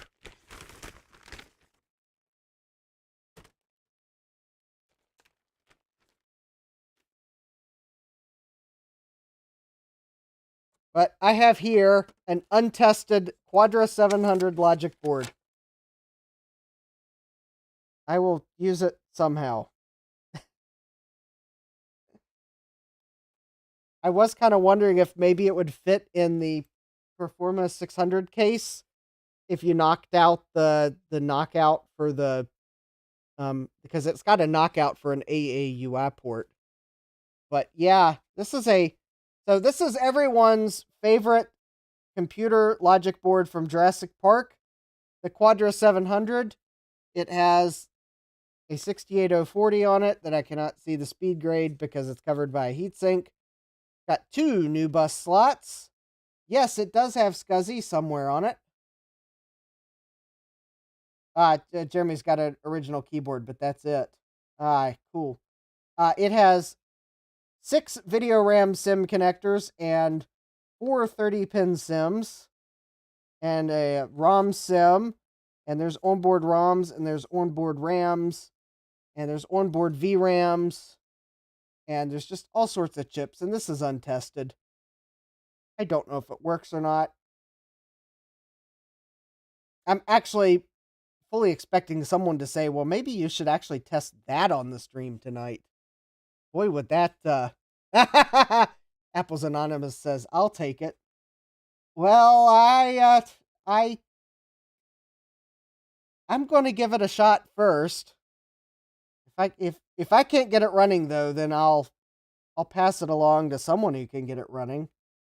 But I'm going to give first crack on it. So, especially if it'll go in a Performa 600 case.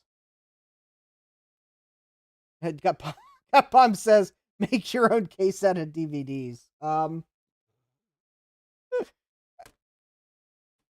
actually, I think everything I need to test it is right here.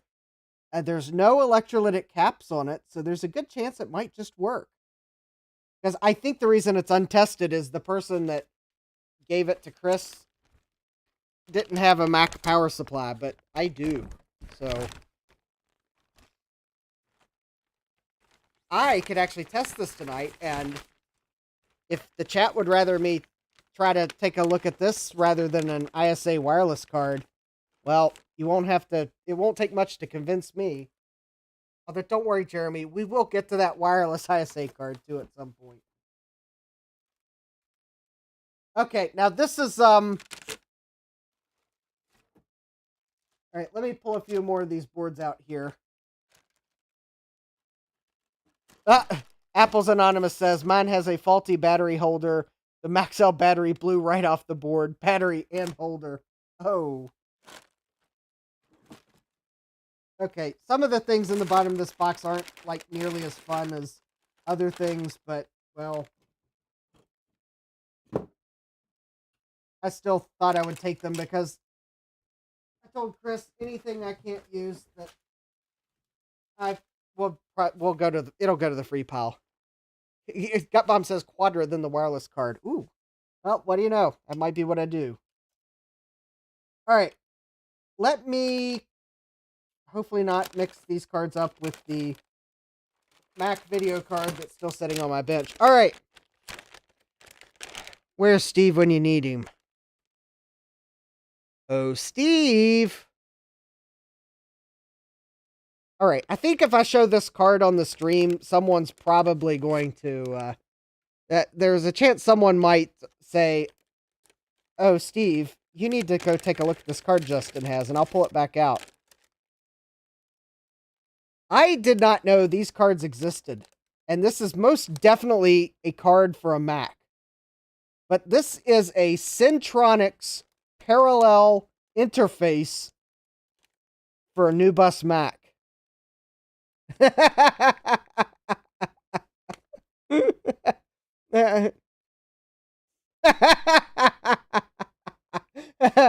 Kibbs and Jesse are trying to page Mac 84.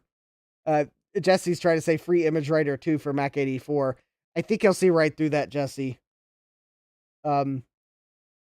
Actually, probably Steve would pop in if he's available. If he Centronics parallel interface. I'll hold this card here for a moment if someone wants to like screen grab it and post it to. There we go. So if you want to screen grab that and send it to Steve, and maybe he'll join. No, I don't think you can connect the zip drive to it, Jeremy. I believe it's for printers.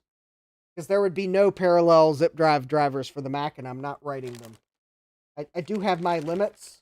I do know where to stop, and I stop at trying to write a parallel driver for a zip drive for the Mac. Because, well, I'm tired of zip drives eating my zip disks, for one. Anyways, I think to close out the NuBus cards, I have a NuBus network card here. Unfortunately, it does not have an RJ45, but it does have an AUI and a coax connector. And if you'll notice, it has a neon tube on it, and I believe that neon tube is for surge suppression. Because if you'll notice, there is an LED on the board for activity. I believe that neon tube is for surge suppression, and I bet, yeah, that's cool.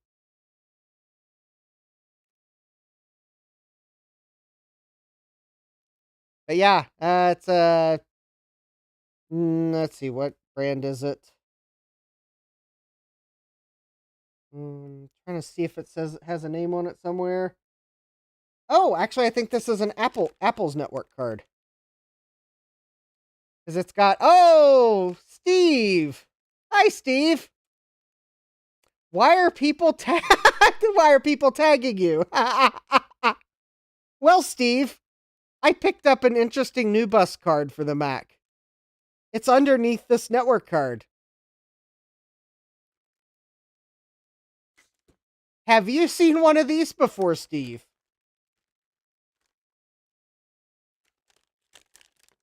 This is a Centronics parallel interface for the Mac.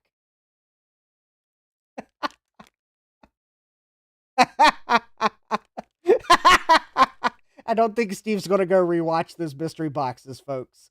I don't think anyone's going to rewatch the first hour of this stream. I probably am going to have to add bookmarks to the stream to help people skip past that mark. Anyway, Steve, there you go. That's why people are tagging you. Because I've got a Centronics parallel interface for the Mac. Yeah, Steve's probably going to reply back like, I have not, but the ROMs must be dumped so I can make my own. All right.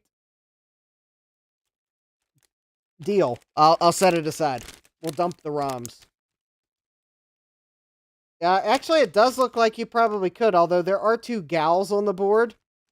So, I don't know. Maybe we might have to, like... Well, I don't know if the gals are readable or not.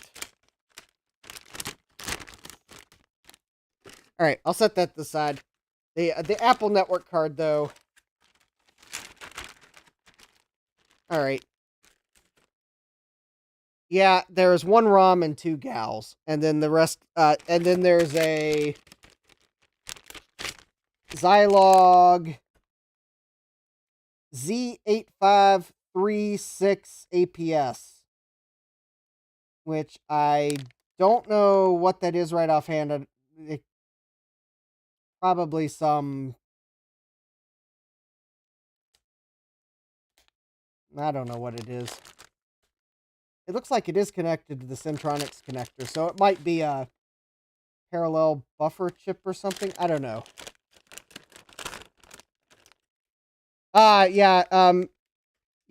Steve says, very neat. Thanks, Justin. Even just got fun. Dumping the ROMs is interesting. Thankfully, USB to parallel are more common. Yeah. All right. So I guess we may try that card in the Quadra 700 logic board.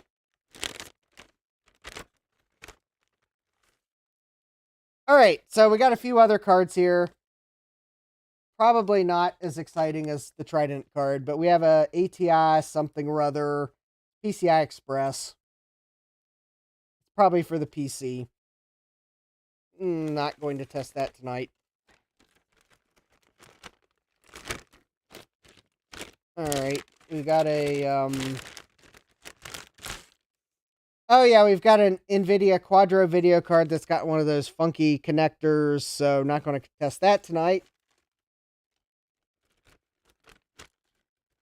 Yeah, it's a Quadra 700 logic board.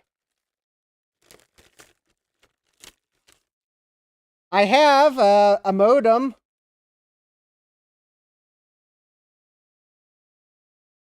I see people just jumping in the chat at the thought of having a modem that complies with TAS standards. Anyone? Just kidding. That might make it to the free pilot VCF East. That might still be on the free pile at the end of VCF East. I have another NVIDIA card that's PCI Express and beats me what it is. Not pulling a PCI Express system out to test these. Yeah, it's kind of modern. Joe's trying to dial into the modems on my bench. Nick says Action Tech. It's not a DSL modem, is it? I don't know. It just says, well, you know,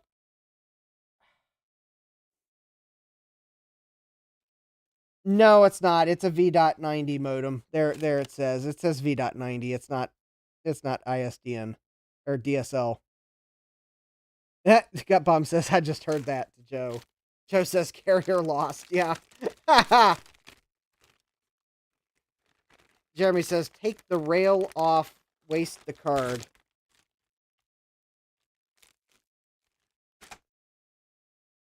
I'll let Joe dial into it. All right, we have a Intel. I am pretty sure this is a Win modem.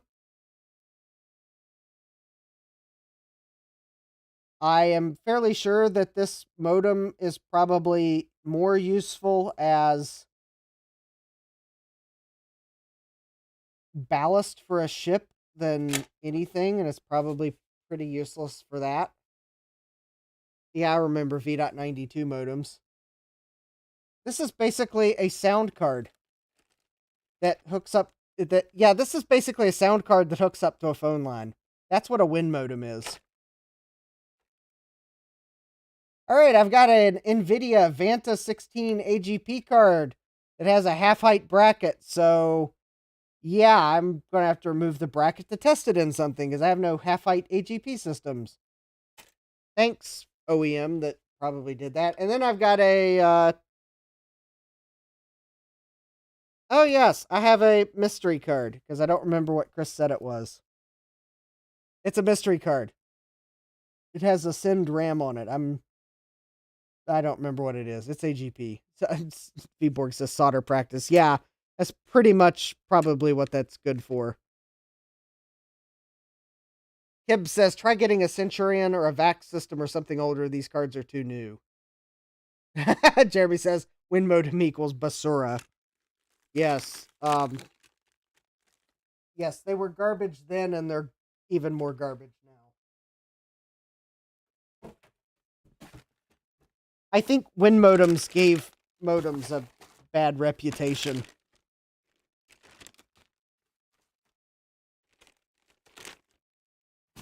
All right.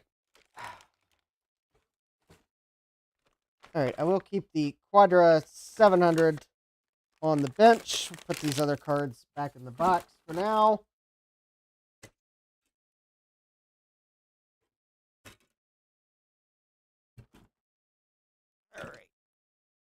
All right, let's see if I can't find a way to safely test the Quadra without letting the magic smoke out. All right, we will use the power of the roll of tape to hold the board off the table. Although, maybe that's actually not a good thing because some tape is actually conductive. Alright, let's not do that. Let's instead use... Oh, here we go. No, that's not good because that's got someone's address on the other side. Oh, here we go. Whoops. Uh-oh. Uh-oh.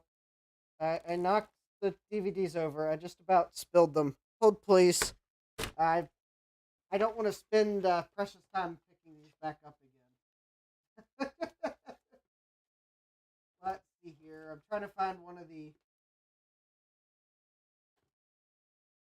Oh, here we go. Here we go. The movie Rumor Has It will be my... Rumor has it that that's better as a logic board spacer than a rom-com. Or something like that.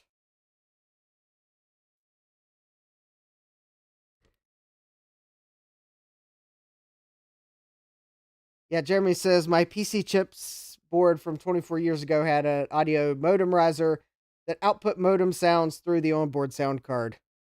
Yeah, normally I would say neat, but no, that's not neat. That's cost cutting at its worst. Because I believe WIN modems were absolutely garbage because all it took was a significant enough glitch from the system and, well, your connection would get interrupted because Windows decided that what it wanted to do was more important than your modem session. Hashtag late 90s, early 2000 problems.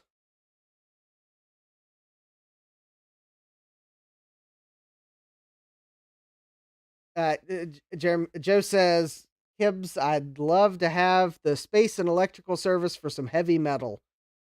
Well, I'd kind of... Well, someday maybe I'd like a PDP-11. I saw that, if that's the one I'm thinking of, that there was actually like a small version of it. I think that'd be pretty neat. Granted that kind of... Well, not a computer I used growing up, but not everything I have on the channel has to be something I used growing up. And, well,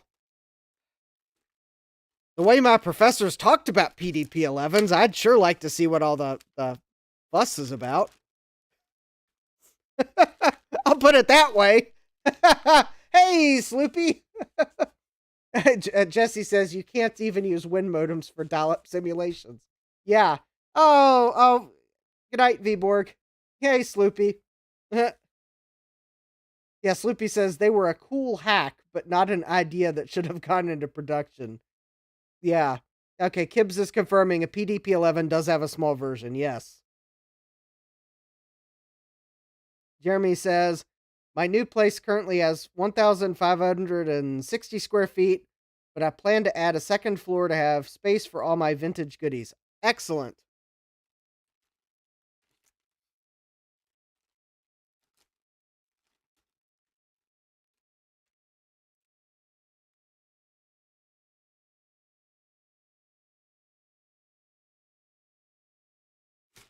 All right, I am trying to find the power adapter that is on my workbench somewhere.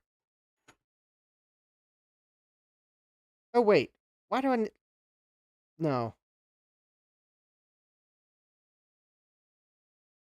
Oh, Jesse says, to clarify, they're useless for people that built their own dial-up server at home. Yes.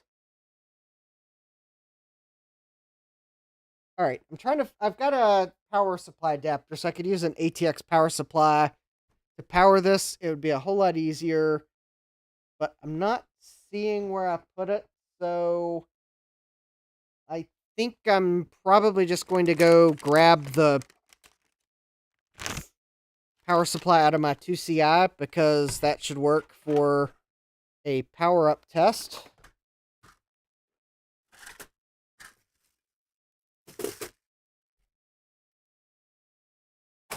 If I can find the video adapter, so hold please while I search for things that are lost on my workbench. Through the magic of... I probably set something on top of it by accident. Well, I see my floppy emus, so hopefully the Mac video adapter is not too far from that. Alright, let's see here. It's a capacitor tester, Trident video card, more Trident video cards. I feel like that scene in Lord of the Rings where they're talking about Latmus bread and more Latmus bread, and, well, substitute Latmus bread for Trident card, and, well, I think you got my workbench.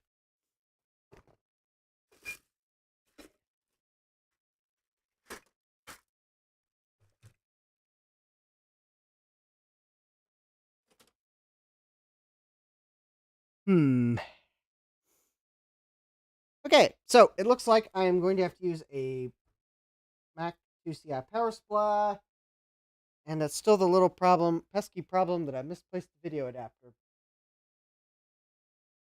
Oh, and I don't even have a speaker to plug into this, so I'm going to have to...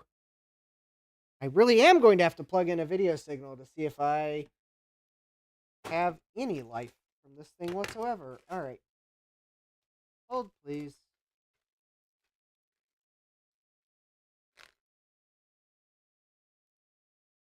I was honestly hoping that the mystery boxes would take a little longer. Can't you tell by the fact that I've lost what I need, because I thought the mystery boxes would at least be good for at least 2 hours.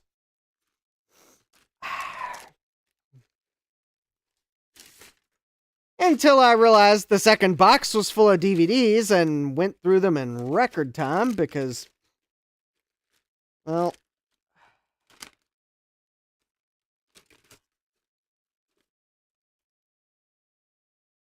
I didn't think the YouTube algorithm could take more than about an hour of unboxing DVDs.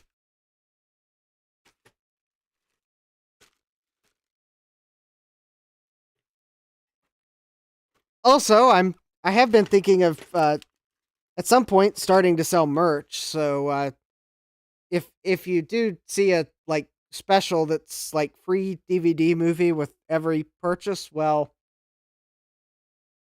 um, yeah, it'll be dealer's choice for sure, because I'm just going to randomly pick one out of the box. I pity whoever gets the, what was that, the March of the Dogs or whatever that 4-disc set was that looked absolutely captivating. Yeah. Actually, those probably aren't even worth mailing as a free gift. Oh well. What did I do with my video adapter? What's the chances I actually put it in the drawer where it belongs? Talk amongst yourselves while I find the video adapter.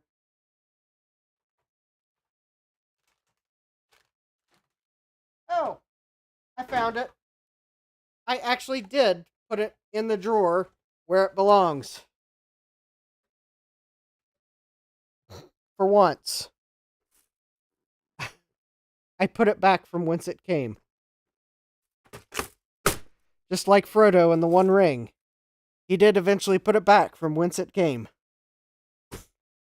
Although, for a moment during that movie, I thought he was going to put the ring on and run away, and, well, it was going to be the end.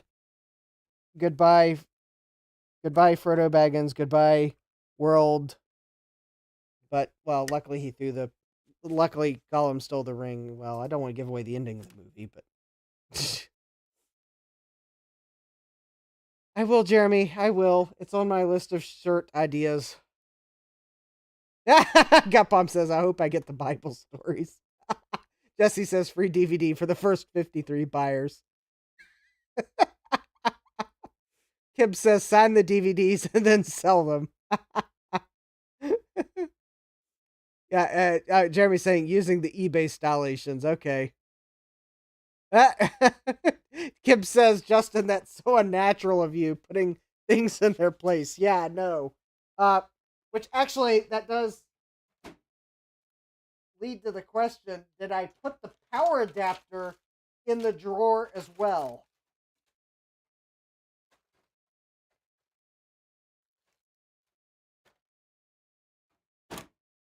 Because that would be, like, totally amazing.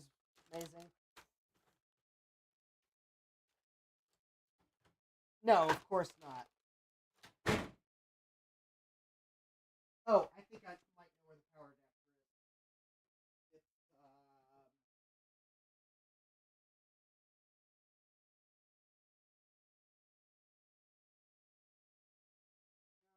no, I didn't. Alright, let me just go pull the power supply out of the 2CI. Okay. Let me go pull the power supply out of the 2CI. That's the fastest thing, because I don't know where I put the power supply adapter board.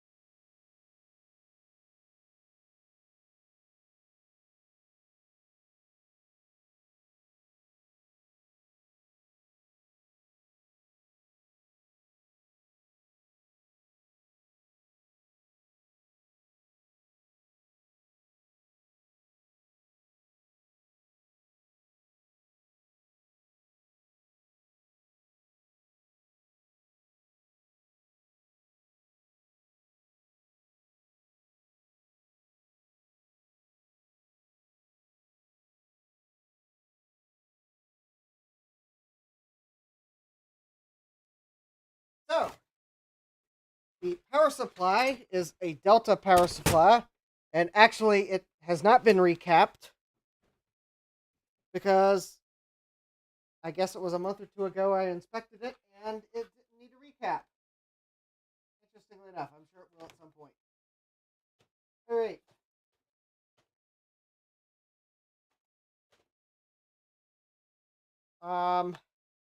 All right, for this item to keep the power supply somewhat levitated off the board, well, okay, I can't use Freaky Friday, it's too tall. Let me see.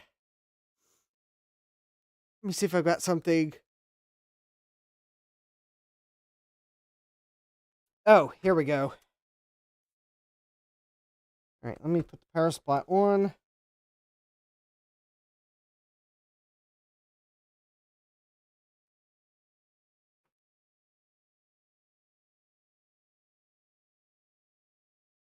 Well, okay, that's... I don't think I... Oh, maybe I did get the power supply in. Okay. Oh, yeah, it's in. All right. I'll use a pin or something to keep the power supply from... There we go. That is somewhat suspect, but... Need RAM... No, it's got onboard RAM. I should be fine without it. All right, so I've got video. I've got power. I've got the power switch. This is a 68040, so I really should put a battery in here so that it'll power up. Because most 68040 Macs require funny workarounds if the battery's missing.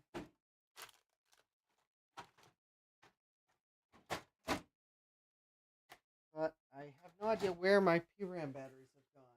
That is embarrassing.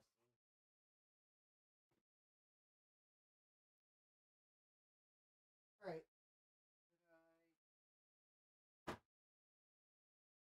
Oh, here we go. There we go.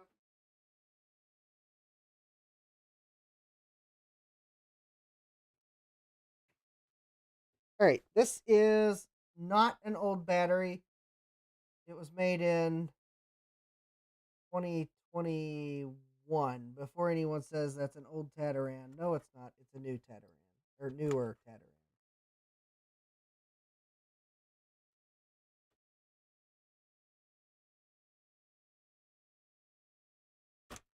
All right, now it's got a battery in it. Hopefully, it will do its thing when I power it up. All right, let me apply power to the power supply. All right. Attempting to power up the Quadra 600 logic board in 3, 2, 1. All right, we got a fan. We got a gray screen.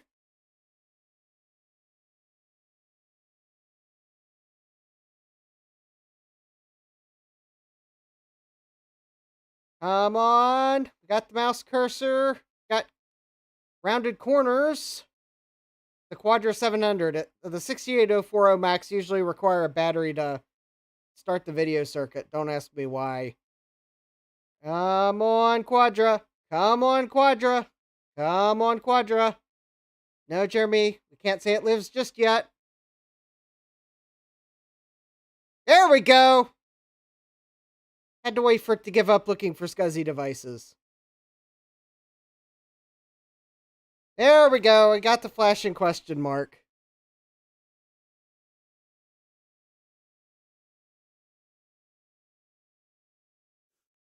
All right, so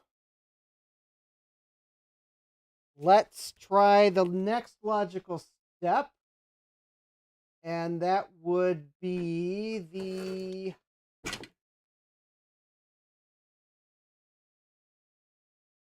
blue SCSI.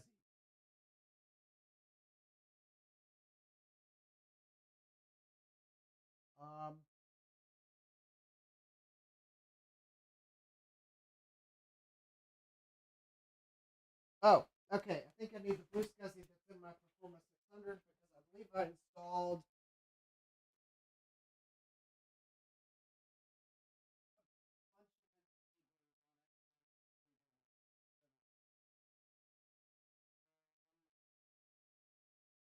What about the one for the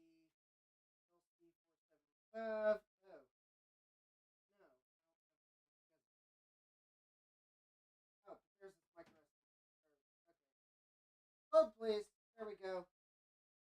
This SD card may have compatible OS on it.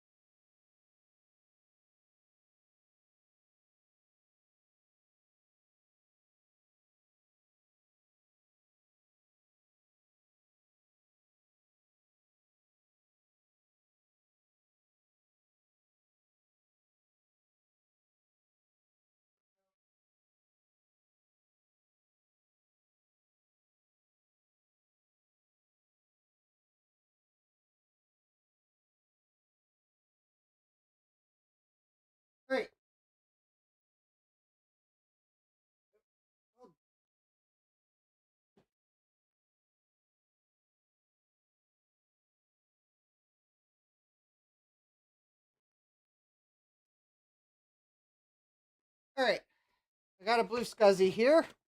Not that you can see because... There we go. This is the blue SCSI that I had in my the SD card I had in my 475. So it might have a new enough operating system. I don't need an enabler. But quite honestly, if I get it far enough to where it complains about the enabler, we're probably definitely good. Now I just have to find my keyboard and mouse.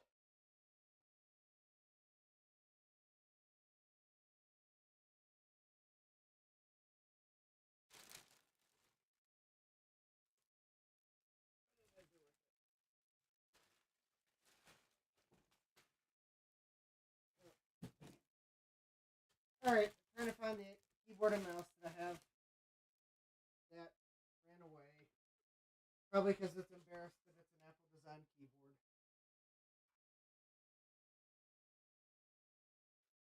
I can tell I was not expecting to.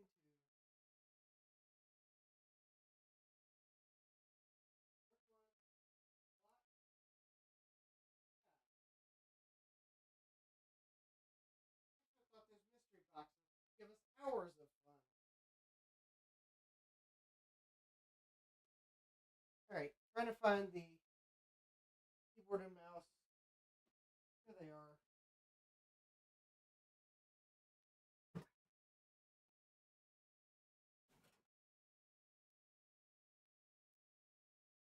Alright. Yeah, that was a really slow flash, but I don't know why it was that slow. I mean, maybe this Quadra 700 only has a 68 LC040. I mean, I don't know. I really don't know why the flash was so slow. Alright. Oh, I'm turning on some heat because the basement is like 49.3 degrees Fahrenheit, and I'm starting to get cold.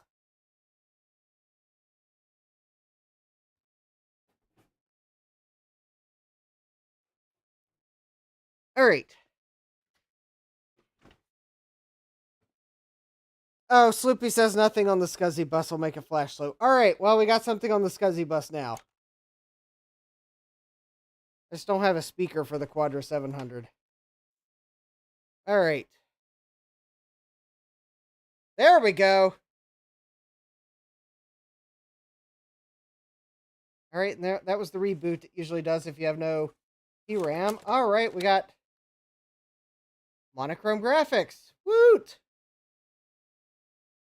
Aww. Not enough memory to load all your extensions. Aww. That's too bad. 2CI speaker will not work because it has the wrong number of pins.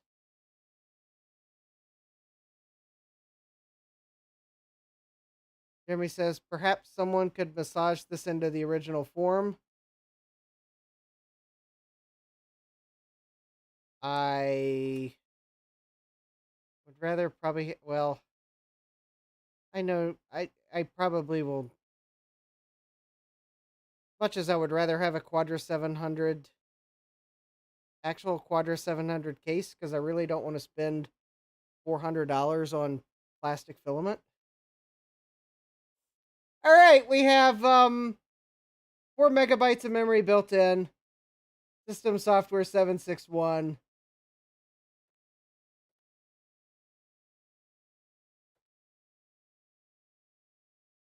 I'll probably, I mean,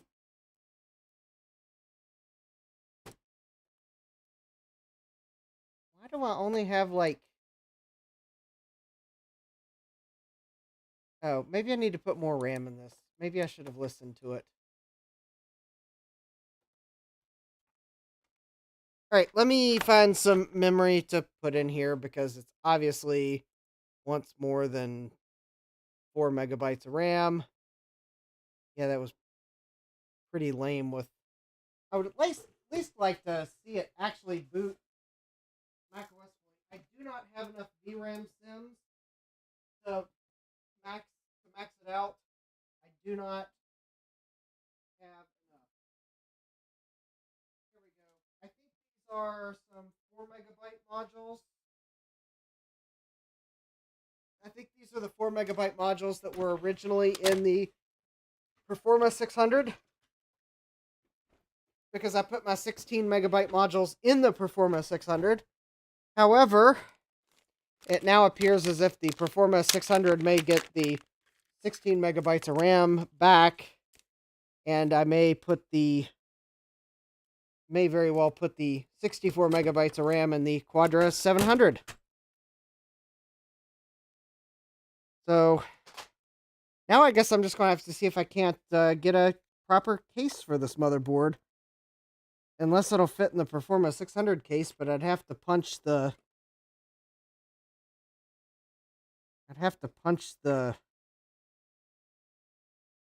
Hold on. I'd have to punch the AAUI port out on the Performa 600 case. I know there's some people that'd be like, well, it's just a Performa 600, so do it. But, well, they're not making any more Performa 600s either. Besides, I kind of like the Performa 600's metal case. Even if the computer inside is low-end Mac would call a road Mac.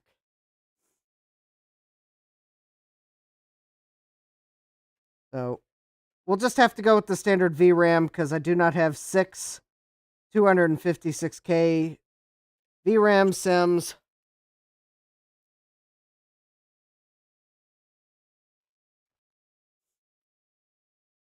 Although I could be convinced, I don't know. I guess if I get this sort of running, I could... Well, there's one way to get what I need for this computer.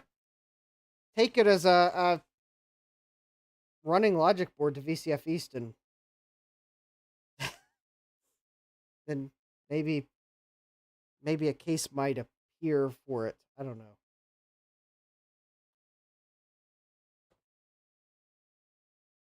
That usually never happens.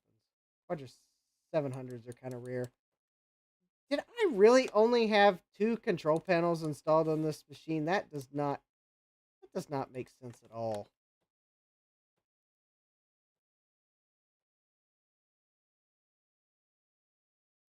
Why in the world are there only 2 control panels?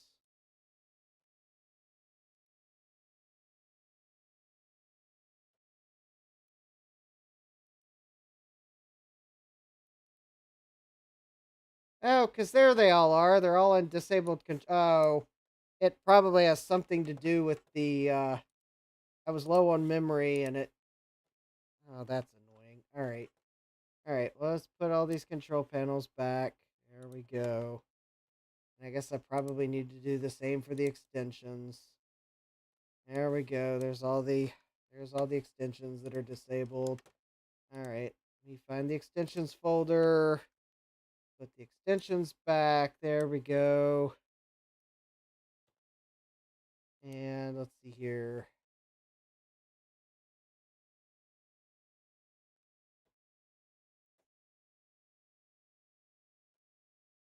Okay, that should be enough to run Extensions Manager now. Alright, we have 17 viewers and I have no idea how many likes. But anyways, ignoring the first hour of the live stream, because you could probably tell I was not expecting that there were going to be 53 DVDs and 1 Blu-ray movie in those 2 boxes. But if after that mystery box opening you've liked this live stream, do leave a like and subscribe and turn on notifications, because it's probably going to be a while before someone talks me into getting more mystery boxes. So I'm pretty sure I'll have some other more interesting live streams later. So your like is for the Quadra 700 logic board, not the DVDs. Got it? All right, good.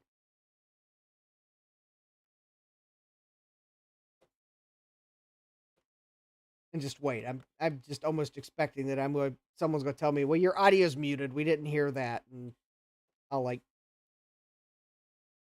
fumble trying to say it again. There we go. Look at that. We have 256 colors. That looks so much better. See? There we go. We got the Voyager as my Macintosh SD drive. The clock is wrong.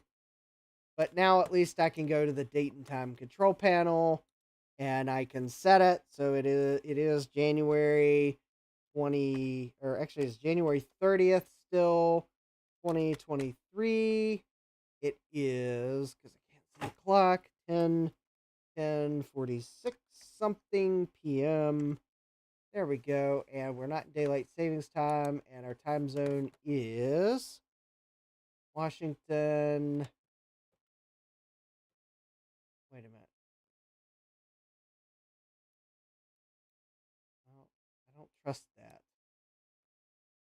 Washington, USA. I preferred the map view. Oh, I bet that is like, I bet that is Washington, D.C. Okay. There we go. Well, all right. It is. There we go. There we go. Date and time set. Yeah, Gut Bomb says my like came before the boxes. Yeah.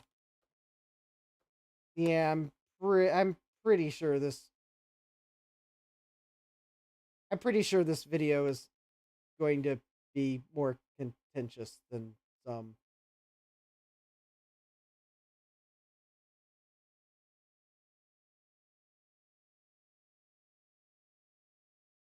Yeah, the next time I see mystery boxes that are located in Virginia on Facebook Marketplace, um, at least for the next month or two, I'm just going to ignore them. There we go. I don't think the YouTube algorithm could handle more mystery boxes of DVDs.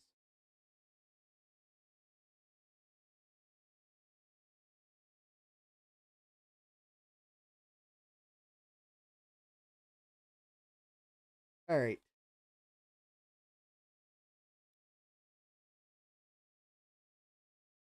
Oh, there we go. I was looking for the extensions manager.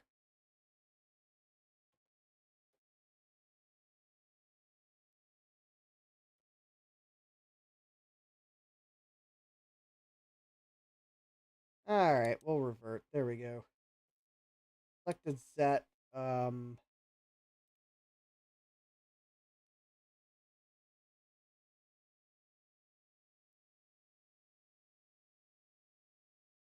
Oh, I see. There we go.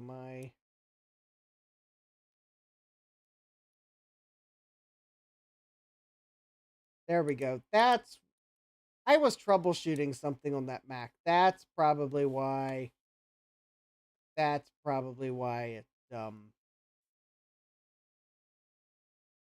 Okay, that's probably why it had a bunch of stuff turned off. All right, now we got 20 megabytes of RAM. So 4 on board, 16 in the Sims. I guess I'm probably going to have to get one of Silicon Insider's VRAM upgrades because the 6 VRAM Sims in the set come in the original Apple colors, and I think that'd be pretty cool if I'm going to put aftermarket VRAM Sims. Besides, I think that's cheaper than what I'd pay on eBay for 6 VRAM Sims that wouldn't match. Or I can have 6 that are complementary. I'll go for the complementary ones. All right. So I have a Quadra 700 here. It is 25 megahertz. It is the full 68040. Yeah. I think the Gestalt ID is 22.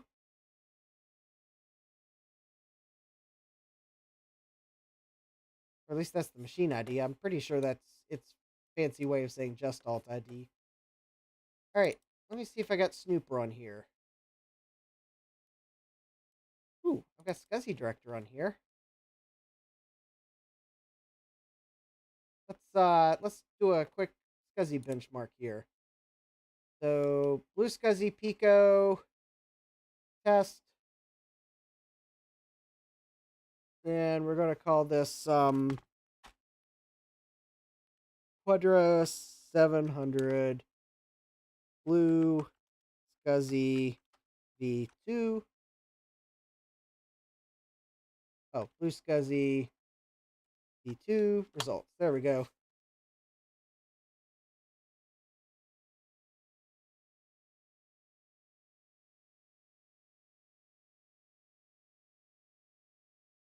All right, let's see what this performance is like. The seek time tests are kind of meaningless. Blue SCSIs don't have to seek.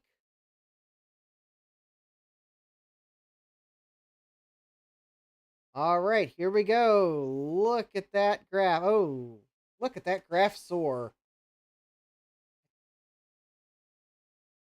I want to say the Quadra 700 has a 5 megabit or 5 megabyte SCSI controller.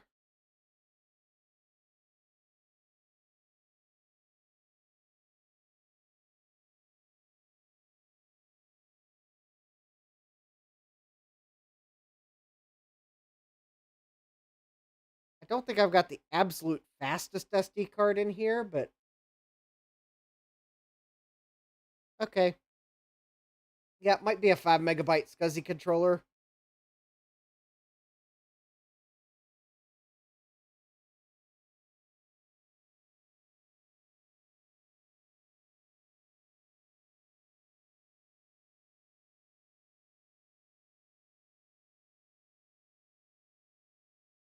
That's not too bad. 3285 kilobytes a second max read. And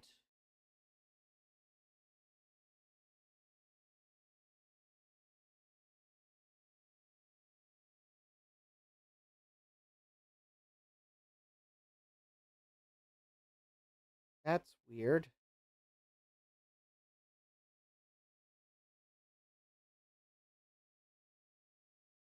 The performance test stopped. Huh.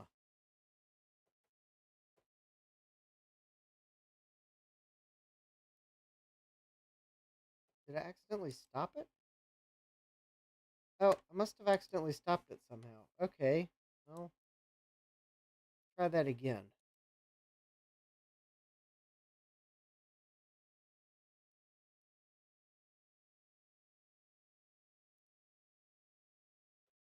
All right.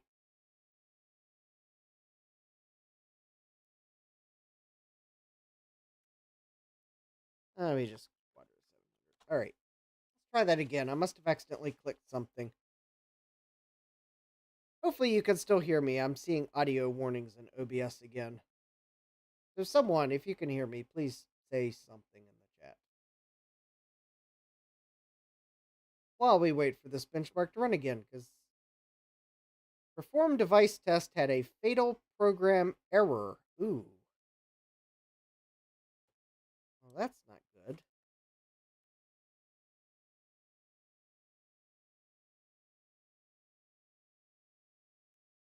Hmm. Garbage temp. Huh.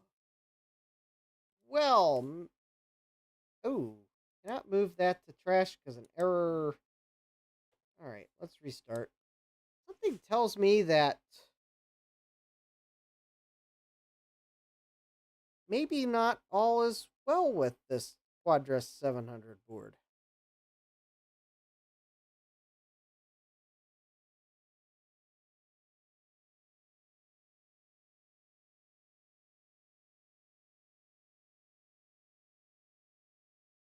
Well, that's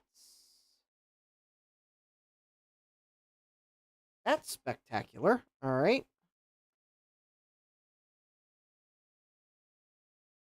Huh.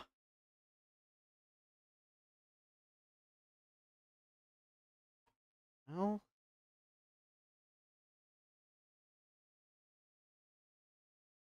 Alright. Did my SD card implode?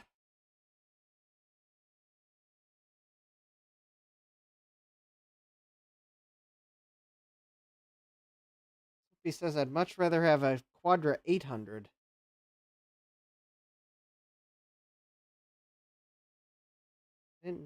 Quadra 800. Well, but everyone wants a Quadra 700 because it was in Jurassic Park.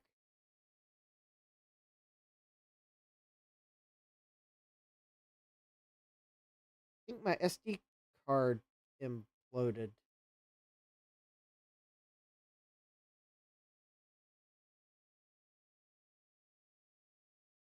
Where the SCSI on this Quadra 700 is borked.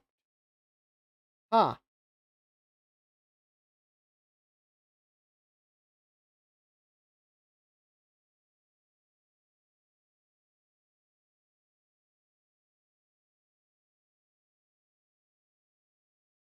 Okay, I see the activity LED on the blue SCSI blinking. But it is...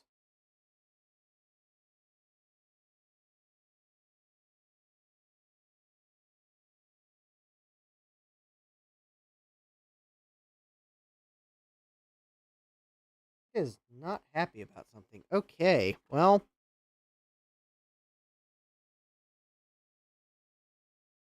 Okay, so... Alright. That is one unhappy Mac.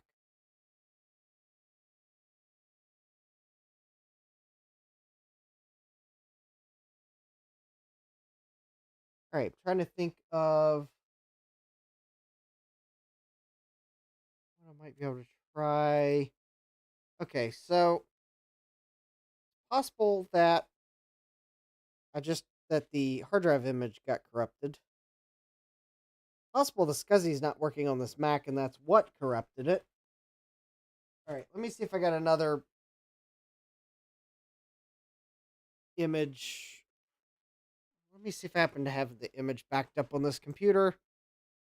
There wasn't really anything special about that install, so I may not have a backup of it.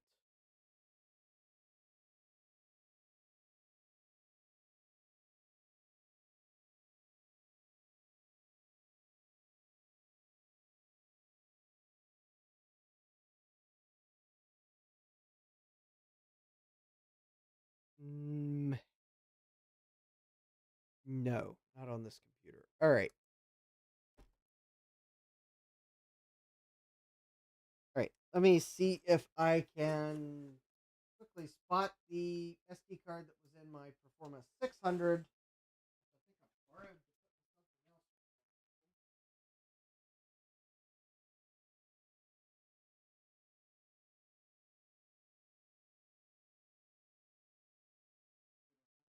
something else. Not setting with the Performa 600. All right.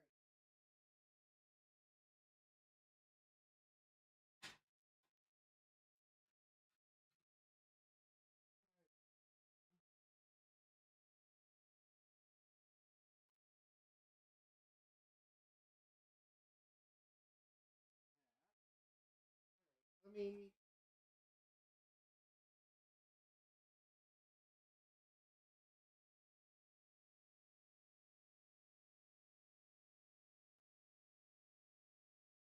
Okay. Now, I guess I could.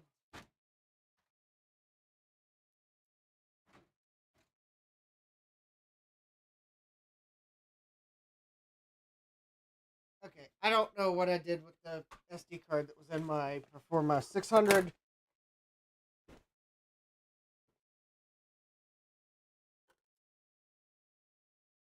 I also don't know if this Blue SCSI has an image that the Quadra will boot. It's quite possible it will bark at me because there's no enabler. But I guess that's better than nothing. So let me see what it tells me.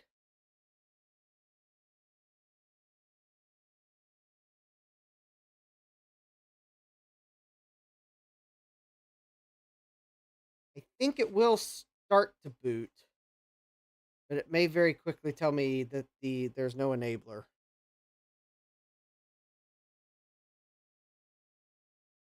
Or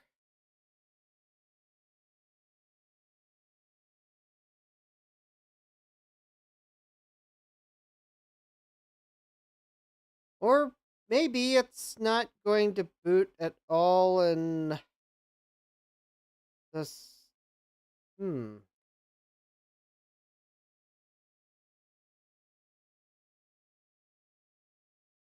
Well, I wonder what the chances are that we watch the SCSI controller die live on the stream.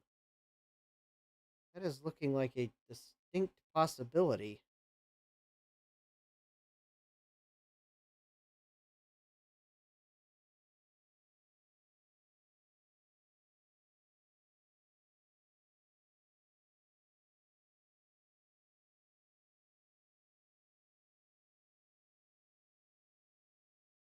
Hmm.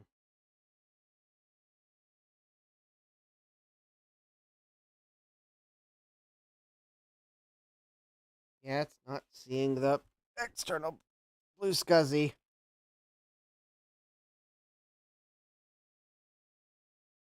Which I know it works. All right, so I'm going to put the SD card back into the blue SCSI V2.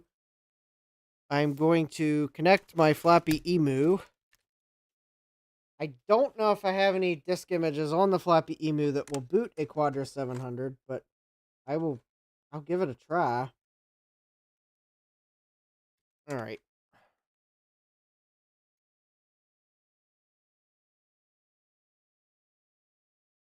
All right. Macintosh stuff. System disks.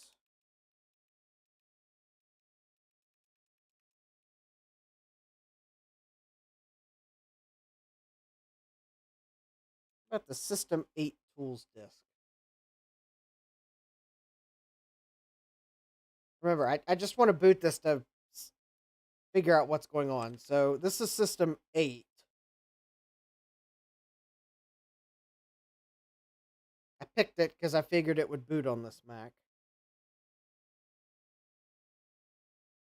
I think 753 will too. So if this doesn't have what I wanted, I'll boot the 753 disk.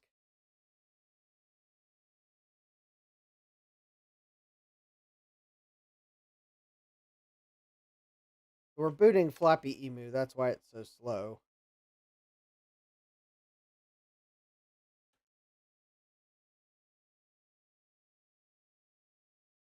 Oh, cool. All right. Ah, it looks like this is the disk tools disk. So maybe this actually will have on it what I wanted on it.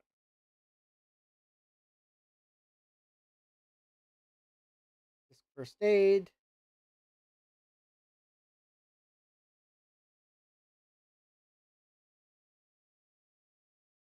Interesting.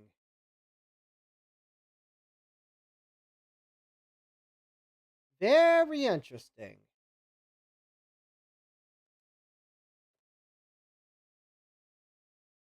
What was better than no go? I believe.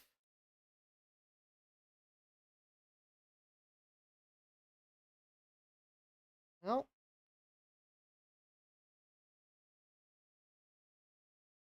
all right. I don't know why it didn't show any hard drives. Let me try the 753.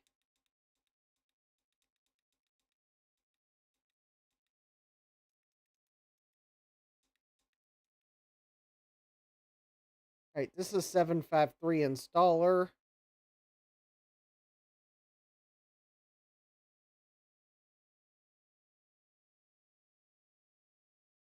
And I'll stick the disk tools image in afterwards.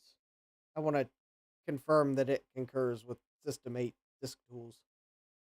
Something tells me the SCSI controller died. Wonderful. Or the fuse is blown. Ah, maybe I should check the fuse on the SCSI bus. I mean, I didn't think of blue. Well, actually, wait a minute. Nope, the blue SCSI is getting power, so it's not the fuse, which that doesn't bode well.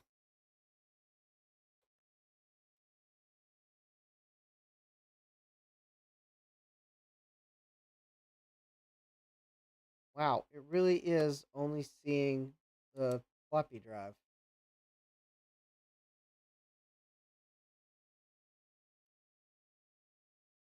All right, well, it would appear as if something has failed on the Quadra 600. So I guess my dreams for a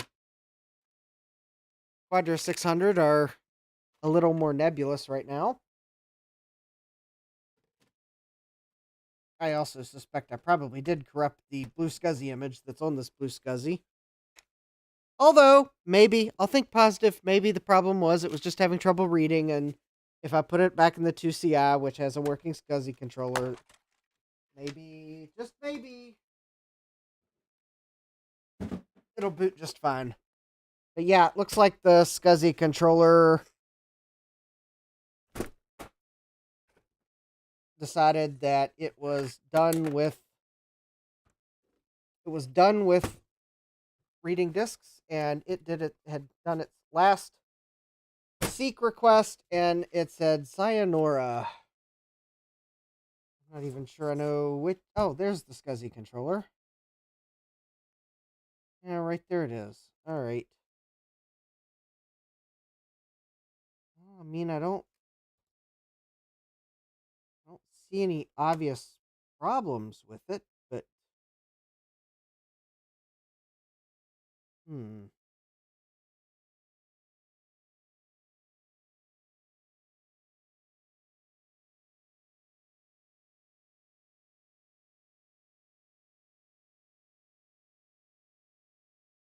Oh, hey, Jack. Well, Jack, you missed me trying to test this Quadra 600 board, and it was working, and then all of a sudden it started giving me disk errors on my blue SCSI, and now it won't see any SCSI devices. So, sad face. I mean, I don't. Well, actually, hold on. Let's All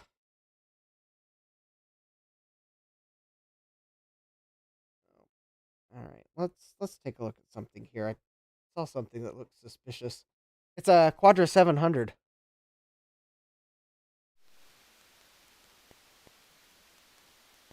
I only have the logic board. I do not have. Ooh. Well, that looks tasty. Did anyone order the lint with their sprouts?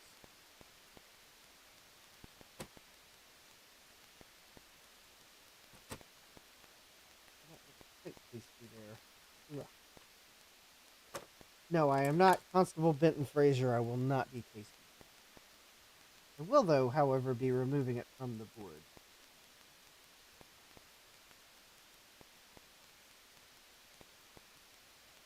Oh.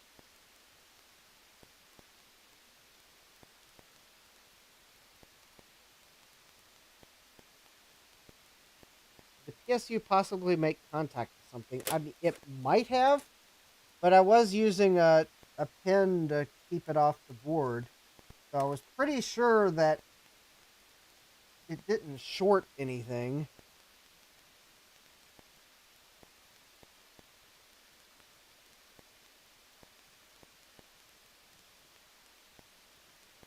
Conductive lint. I mean, that's possible.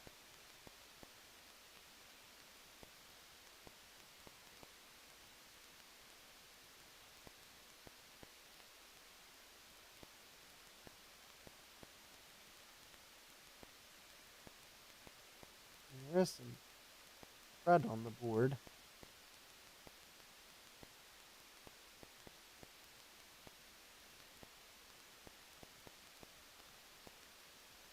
All right, let's.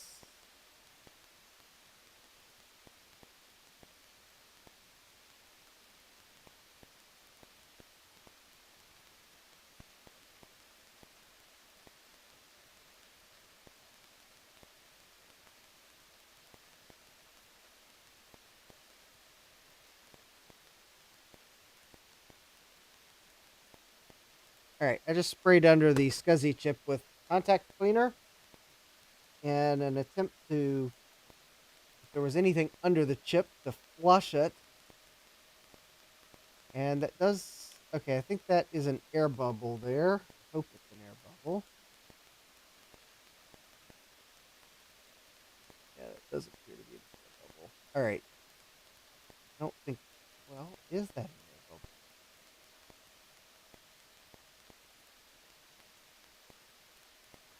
Oh, alright.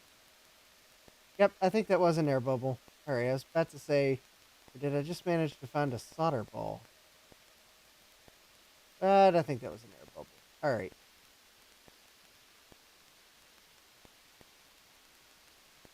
Yeah, 'cause I think there's another. Yeah, I'm pretty sure that's an air bubble too. Alright. Board may have come from a home with pets. Yeah, it might have. I don't know where it came from, but wherever it came from, it was not in the case, probably. It moved, it's still there. This was an untested board.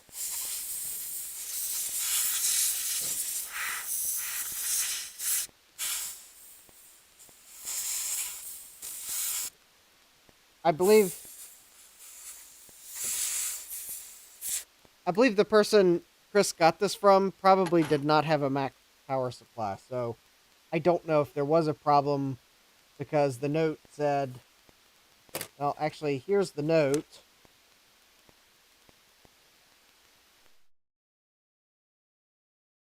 Apple Mac, Quadra 700, untested. So,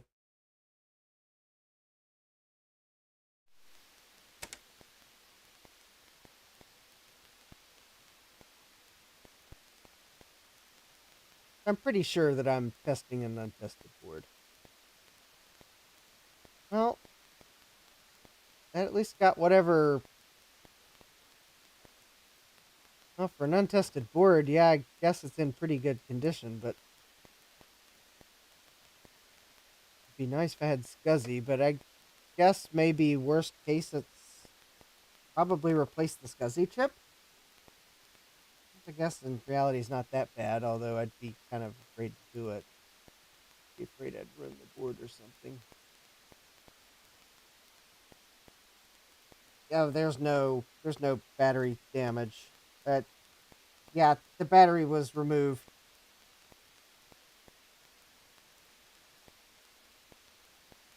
Yeah, like everything in this part of the board looks. I mean, yeah, there's like no corrosion that I can see.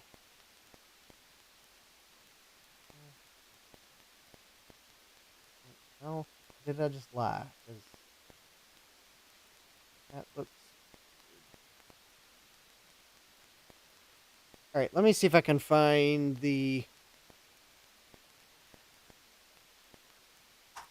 Oh, oh there it is. All right. One of these days, I am going to manage to remember. This would be like $1,000 from eBay. Well, that's the fuse for the SCSI term power. Well, Sloopy, the reason I haven't tested that yet is because the blue SCSI was getting power. So if that fuse was blown, the blue SCSI would not be getting power.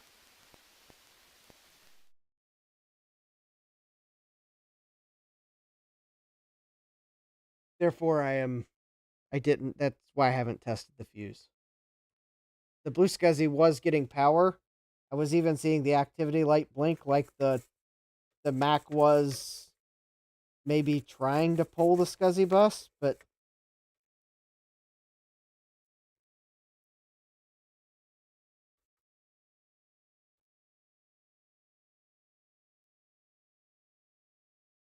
Jeremy's asking, I would approach this with the question of why doesn't the SCSI part function before releasing the parts cannon? I have no idea why you're concerned I would be releasing the parts cannon. I'm only just trying to clean the board in case there's something on it that's causing a problem. I so it had term. Okay, so here's what it did. So I was running SCSI Director. I was running a disk benchmark on the Blue SCSI V2, which I'm pretty sure it's a working Blue SCSI V2. This is not the first Mac I've used it on. So it ran through the read benchmark and it scored like 3,800 megabytes a second. Or, yeah. Which I kind of thought was a little low, but whatever. And then it was running the write benchmark and it got 90% of the way through and then it just stopped. It stopped drawing the line. And I waited and waited and waited and nothing happened. So I clicked the stop button, closed the benchmark, tried to run it again, and got some really awful looking error from SCSI Director when it tried to run the benchmark again. And then I quit SCSI Director. I noticed there was a temp file in the root of the hard drive image, or in the hard drive. I tried to delete that file and I got an error of type negative 127. So I decided to restart the Mac and it gave me the flashing question mark on restart. This RAM is tested. I had this RAM in my Performance 600. I was having no problems with the RAM. So I am at the moment inclined to not blame the RAM because I've tested it in another machine. Yeah, Sloopy says 3,800 kilobyte K a second is slow. This machine has a 53C96, which is fast SCSI. Yeah. So it was probably already suffering from something when I started the benchmark. The Blue SCSI still had termination power, so it's not the fuse. Although I'll be more than glad to, if I can find my multimeter, that is. I'll be more than glad to check the fuse. I think it's F2 right here. If I can find my multimeter. There it is. But I am fairly certain this is not going to show a problem because the Blue SCSI still had power, because I could see it on its LED.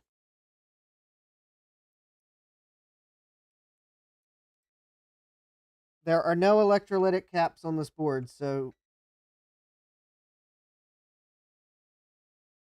the fuse, 0 ohms. The fuse is not a problem. It won't. It'll boot from the floppy emu, but not SCSI. I do not believe it's the caps because all of the caps are all the caps are tantalum. So, no, not the caps. The Quadra computers, especially the Quadra computers like this one, Apple used good caps. They're all tantalums. So no, we're not going to play the tantalum blame game at the moment. I don't think it's caps. I mean, again, I'll be more than glad to probe the caps around the SCSI chips to prove it. Especially since I have the multimeter turned on.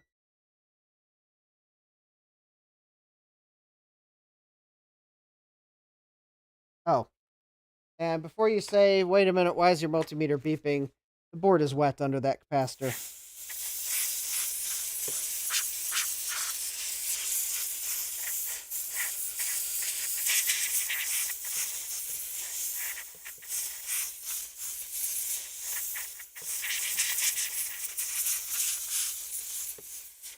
All right, now let's try it. I don't have the schematics up, Jeremy. I have no idea if that oscillator has anything to do with SCSI, but it is a 100 megahertz oscillator which is awfully fast for SCSI. I'm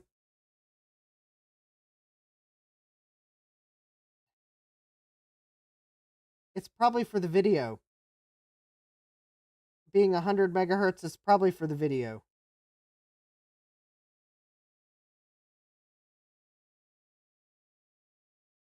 I mean, it could be for the SCSI. I have no idea. If someone wants to pull up the schematics, I'll if someone what I don't know. I don't know if schematics are out there for the quad. Well, that tantalum capacitor is reading 34.7 ohms, which isn't not what I would call direct short. Although that is suspicious. That's reading 13, 12. They're not okay. So some of these tantalums have a low resistance across them that are around the SCSI chip, but I don't think the tantalums are shorted. I think it's things in parallel with the tantalums.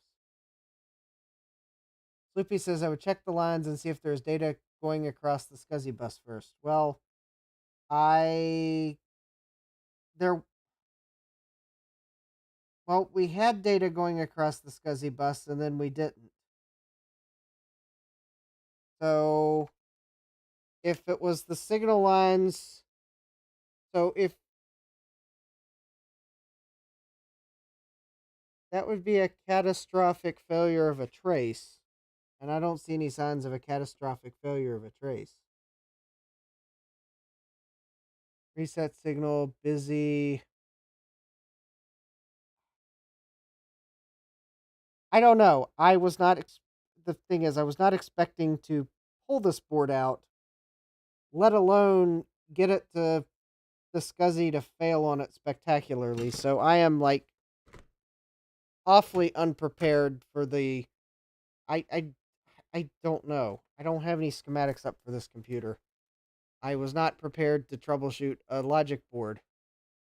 To be honest, I didn't think I was going to get this far tonight because I didn't think I had 2 boxes of DVDs.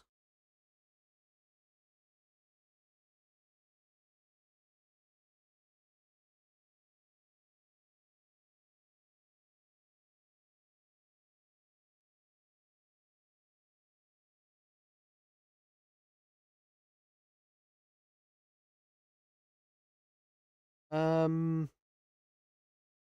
well, I just tried to search for the Quadra 700 schematics and I'm coming up empty handed.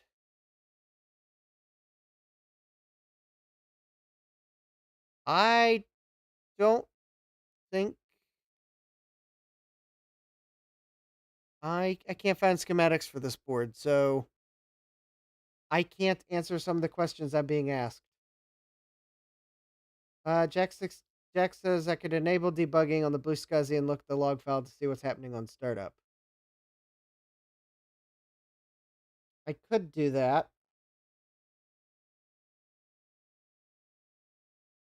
If my PC will cooperate, I will do that.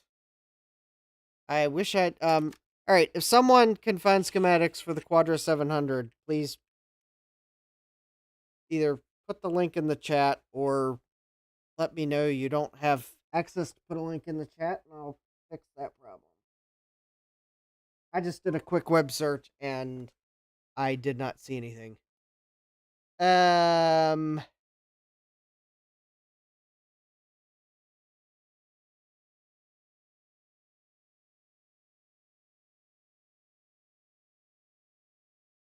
My SD card is wow. I just popped the SD card into my Windows computer so that I could add the configuration file to see what was going on, and Windows asked me if I wanted to format my SD card.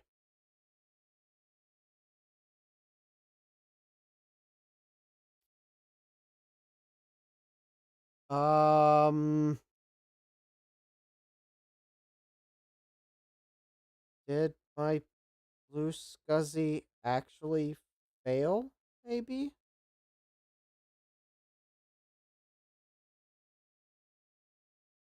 Huh. Because my SD card's not. Yeah, Windows is complaining about my SD card. That's a pretty. Well, I mean, that would be one reason why.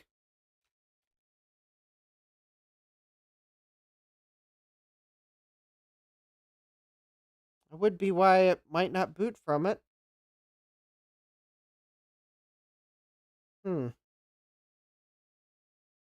course, it could also be this computer playing mean tricks on me.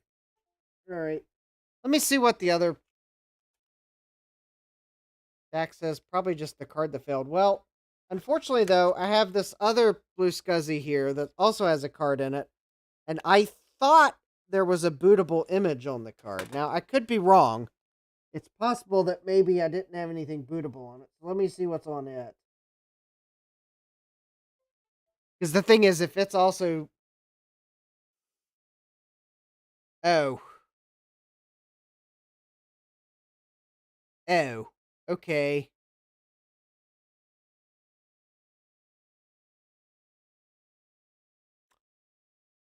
Well, that would explain why that did not boot the Quadra 700. My hard drive image for an LC2 on that SD card. All right. Well, that would explain why that didn't work. All right.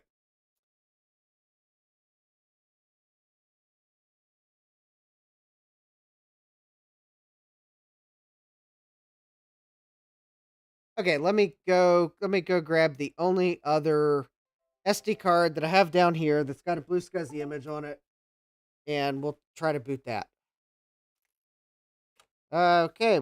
Yeah, maybe my SD card failed. Let's not blame the Quadra just yet. The thing is, though, I was using a high quality SanDisk card, and I know this was a legitimate SanDisk card. I paid good money for this at one point. So, yes, granted, it wasn't a new card, but it was a SanDisk card.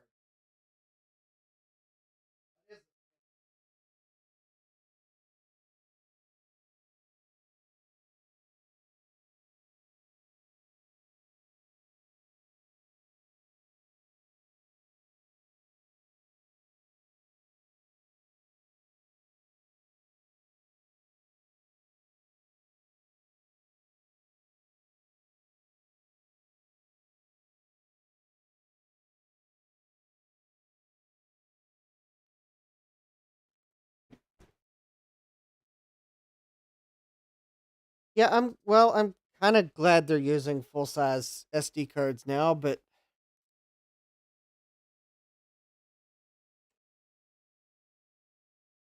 it does make it easier to use some of my older cards in them. But then again, on the some ways though, it's annoying they're using full size SD cards now because it seems like everyone wants to make micro SD cards, so you got to use an adapter. All right, well, all right, there we go. Power supply's back in. That was embarrassing. You know, that would be embarrassing if the card died. Oh, and let me go ahead and dispel any rumors. I did not buy that card off eBay. There are some things that I will not buy on eBay at all, and SD cards is one of them. I always buy those from Amazon. Although in reality, that particular SD card it is quite possible I actually bought that from Adorama or B&H Camera because I possibly bought it to use in a camera. Although didn't think I'd used it that much that it would have died tonight, but maybe I did use it more than I thought I did. So, well, all right. I don't really have a place to put my keyboard. All right. I guess that's a good enough place right there. All right. Yeah, it makes it easier. Yeah, it does make it easier to use with readers. Okay, I don't know if. Oh, well, that didn't.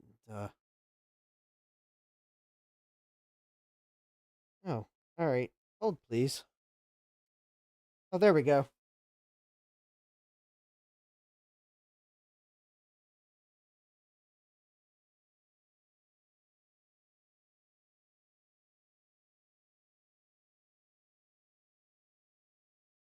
All right. Oh, there we go. I guess I did have a new enough version of macOS on this card. This was the one that was in my 2CI, and I couldn't remember what version of the OS I had installed. But this kind of looks like it might be 8.1. At least we don't have the shimmery color that my 2CI is doing.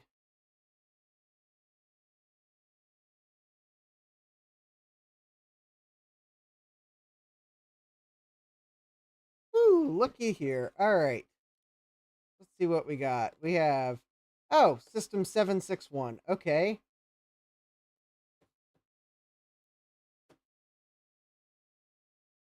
Netscape Navigator. Cool. Got MacBench installed. For some reason, I don't have SCSI Director installed.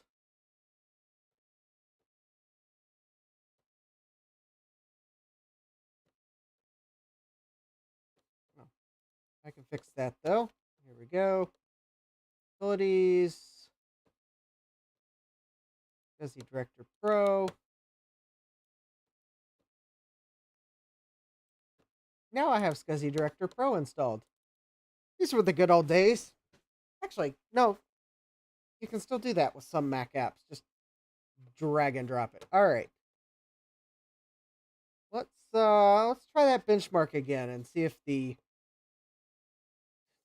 it self-immolates again.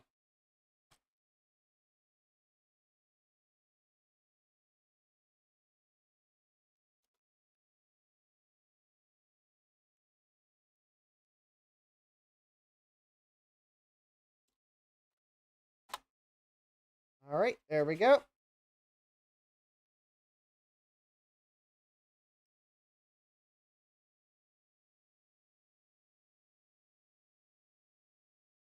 All right, now I know Eric Helgeson told me that those seek numbers were mostly meaningless, but those are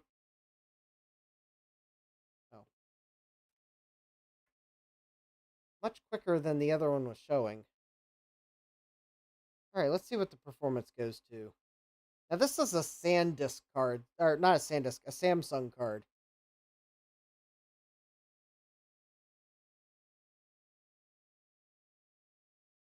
Ooh, we're already. Oh, there we go. We're already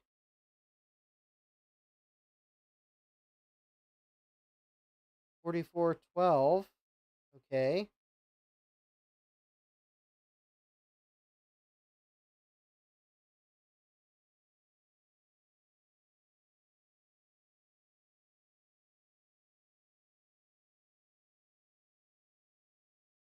Yeah, it would be funny if it borked another card. Uh,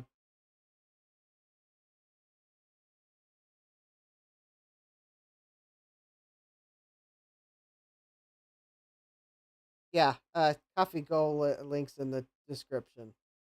We'll need SD cards to take the PCF East if I bork more. Okay, well, it actually ran the benchmark without borking the card. That's so 4412K read, 3594 write. Still a little bit slower than I was expecting, but at least it completed. But this SD card might not be the fastest in the world.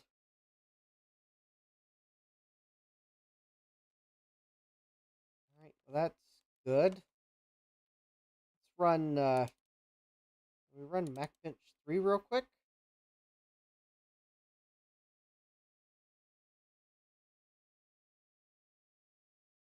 We'll run the main tests.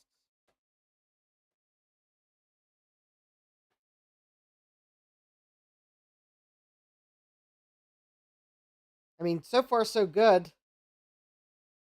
I think I'm going to have to apologize to this Quadra 700 for blaming it because apparently it was my SD card.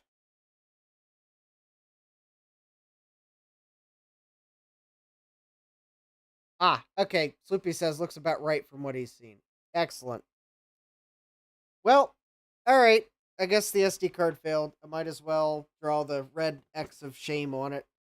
Oh, except that I am using the red marker to keep the power supply from touching the logic board. I'm sorry I doubted you, Quadra board. I should have known you were just going to work like a champ, but I doubted you, and I was wrong. I think the only way I can make it up to this Quadra 700 is to find a Quadra 700 case for it, which won't be easy and will probably come with many regrets from eBay, but there we go. I drew an X on this SD card, and now I'm going to throw it in the trash. Probably wondering why in the world would I do such a double thing like that. Well, that's in the off chance that I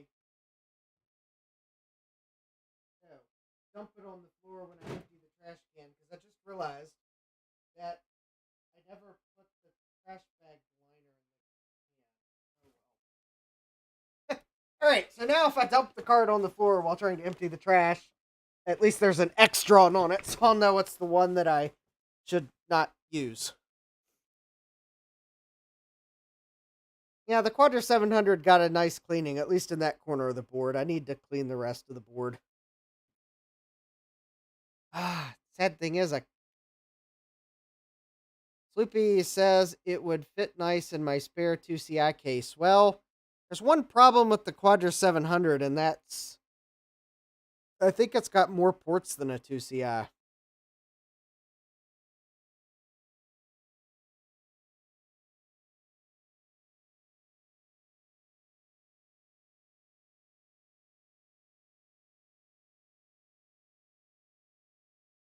But this is cool. It's working.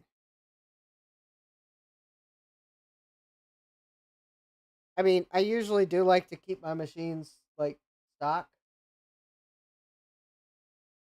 ish with reversible mods. I could maybe be convinced to turn my Performa 600 into a Quadra 700 in disguise.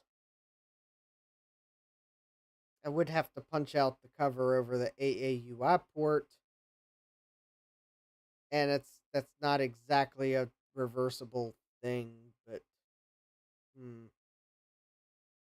Loopy says nothing a Dremel can't fix. Well, I don't like dremeling cases unless I have no other choice.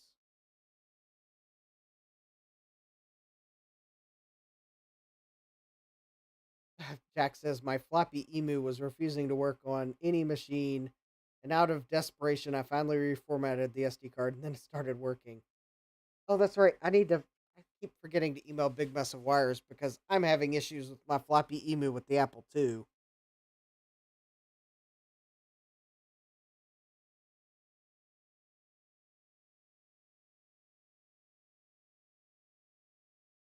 Jeremy's asking, what is the AAUI port for?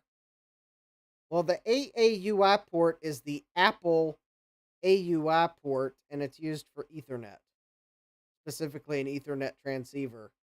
The thing is, though, the port does stick out, so it's not like something I can leave the port cover on and it just is not accessible, because I would rather not use an AUI or an AAUI adapter. But the thing is, the port sticks out, so I have to punch the cover off the case, and it's not held in with clips. It's like it's part of the case with I guess tabs for holding it on. It's like Apple. It's almost like Apple designed it so that you could install an upgrade into the case by punching it out. Almost like maybe they at least had plans to offer an upgrade kit. I don't know if they did, but maybe they at least made it so they could. But yeah, you have to punch that cover off to put even the Quadra 650 board in the Performa 600 case, because it's got the AAUI port on it. And no, I'm not going to desolder the AAUI port. I'd rather I would rather contemplate punching the case, not desoldering the connector. One is less risky than the other.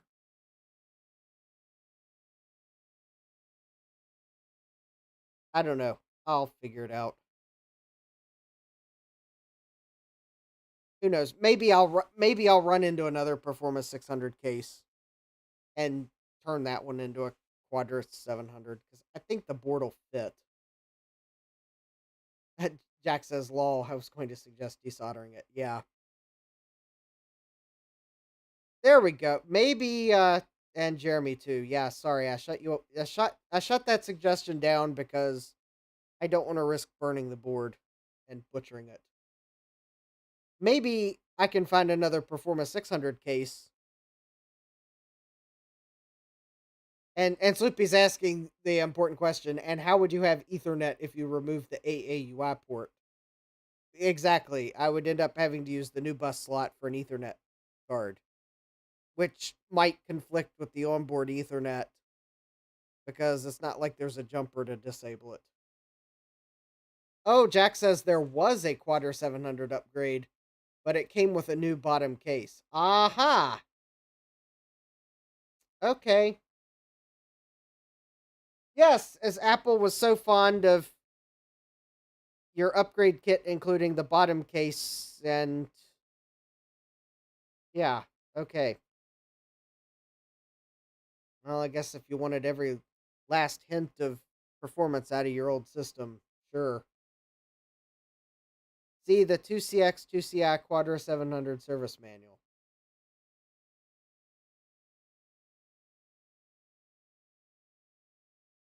Oh, I was referring to if you could upgrade a Performance 600 to.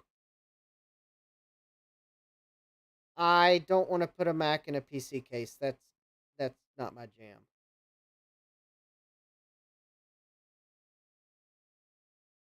Loopy says it won't conflict.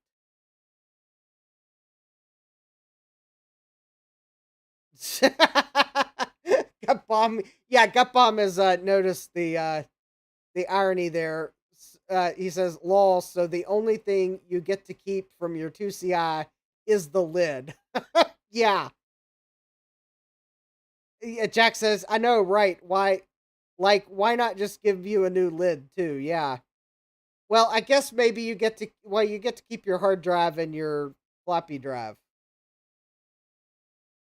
and on the carrier, and I guess you get to keep your power supply. But yeah, at that point, if they're going to give you a new bottom case, they should probably just give you a new top case too, so that they match. Like, and honestly, I would be really surprised if. Well, I guess the two reasons they give you a new bottom case is one, so it has the opening for the AAUI port, and two, so it says Quadra 700 on it.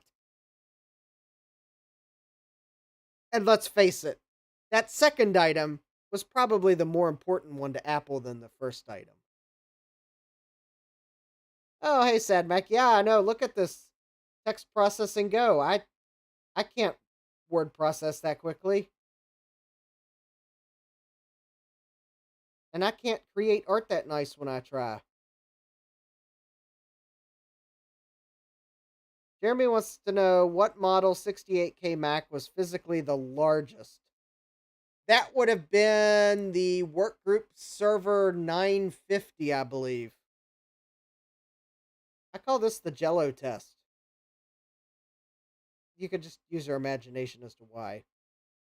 Bomb says, "Oh, so you can go sideways." No, I don't think it was the Quadra 950. 950. I think it was the Workgroup Server 950. Because remember, there was that one 68K or wait a minute, or was that a 68K Mac, or was that a Power PC Mac? There was one Apple made that it's like a floor. It's like a computer that's so large it's on wheels. I sure thought it was like the Workgroup Server 950.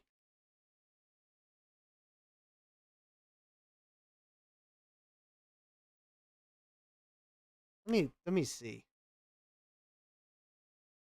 Quadra.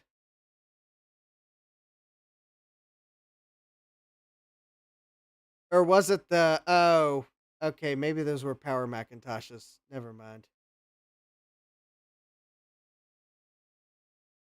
Nope, that's not it. Hold on.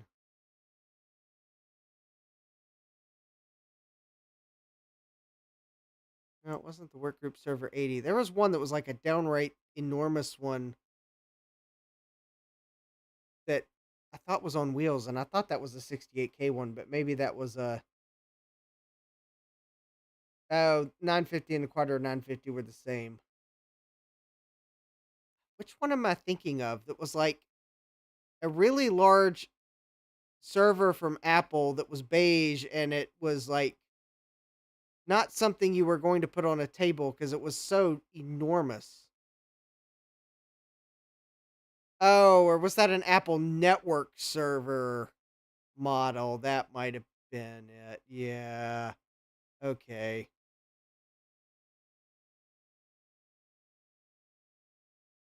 Yeah, I guess maybe to technically answer your question, the largest 68K Mac might have been the Quadra 950. Yeah.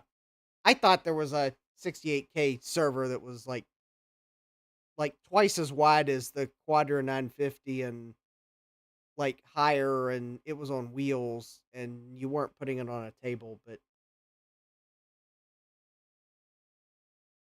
yeah, I yeah, it's SadMax says network server, I think.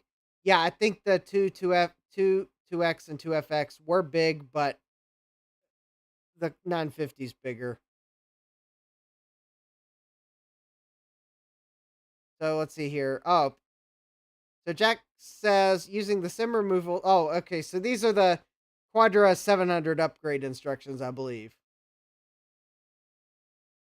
Oh, oh, the benchmark finished. Wow, look at this.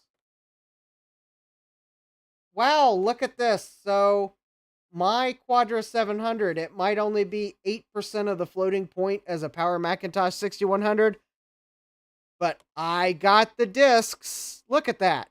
31.95 versus 10 for the Power Macintosh 6100. Take that, 6100. Graphics mix, this 88%. Okay, I didn't run the publishing or CD-ROM mix. There we go. It's all about the discs. I don't care about the processor floating point. Just give me that blue scuzzy fast disk.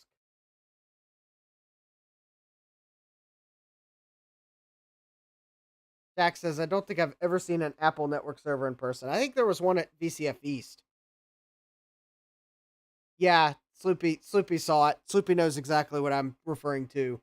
I think it was, if I'm not mistaken, I think System Source had it on display. Yeah, Gutbomb says, so I think your SCSI's fine. Yeah, I bet it was that SD card. Well, I wouldn't have guessed that on my computerized start regret bingo card. If SD card fails in the middle of a benchmark. Yeah. Yeah, I mean, I'm pretty sure that there's actually an FPU in here.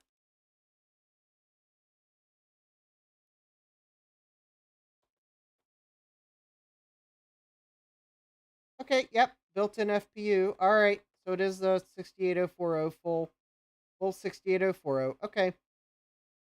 Just wanted to check.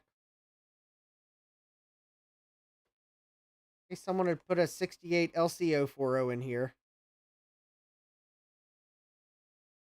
As Sloopy says, if you went to VCF East, good news. You got to meet cool people like Justin, Chris, Ron, Steve, and Sean.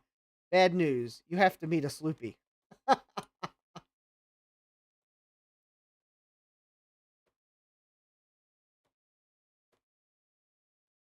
And that's where I'm going to say that's what makes VCF East so cool. So if you're at VCF East, then you're going to get to meet Sloopy.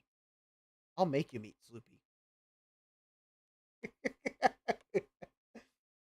Especially if you need cool goodies. I presume Sloopy's going to be there again. I actually haven't asked him. Probably, if he is there, is probably going to be repping the Retro Innovations merch.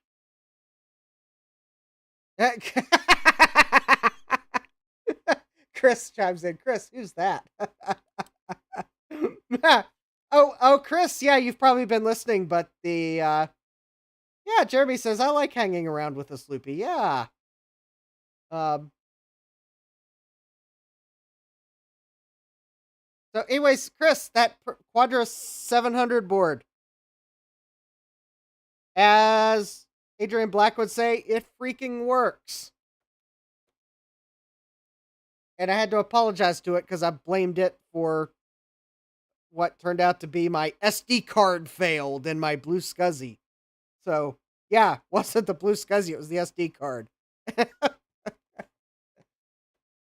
You just joined back. Yeah, the Quadra 700 board works. That the one that Bill gave you, that you gave me. It works. It works great. I'll have to put it in a case.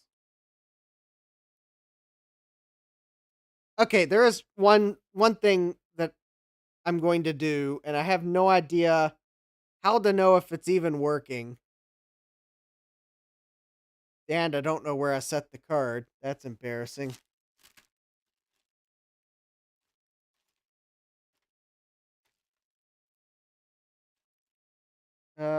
What did I do with that card?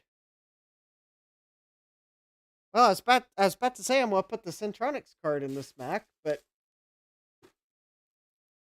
due to my awesome ability to set things on top of things while looking for other things. Oh, there it is. I found it.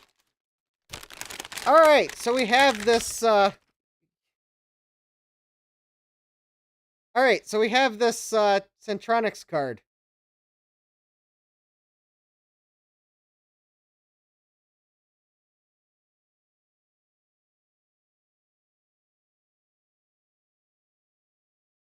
I'm going to install the Centronics card in a NuBus slot, and now I'm going to turn the Mac on.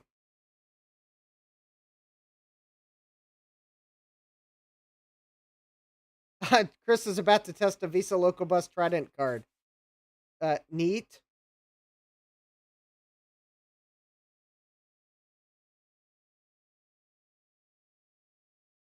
I have no idea how to know if the Centronics card is even working.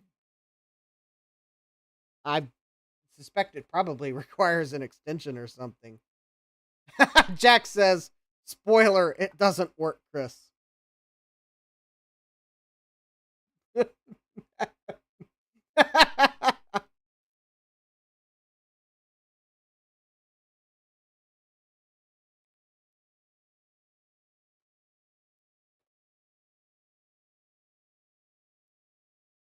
All right, let's see here. Apple System Profiler. I don't know if it's even going to. I don't know how to know if this card is installed, if it's going to show up anywhere. Chris just compiled a Linux kernel on a 486.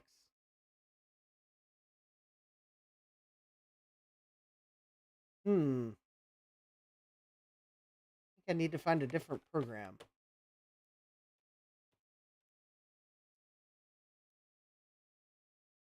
Uh, Vborg, I found that those Trident cards are. Some of them are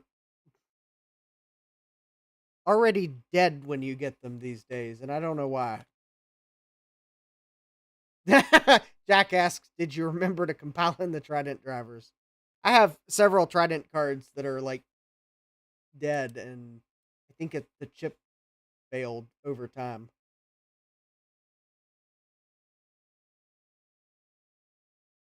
Maybe by the Visa Local Bus, maybe they weren't as failure prone, but because granted, I think the newer ones, that Trident cards I have that are failed, I think it's actually the memory and not the graphics chip. All right, I'm trying to see if I can find, if I don't remember what the utility I'm looking for is called, but I'm looking for a utility that might be able to tell me what NuBus cards are installed.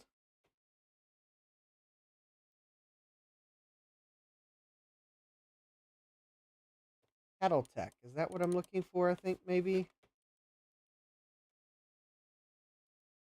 think that might be it.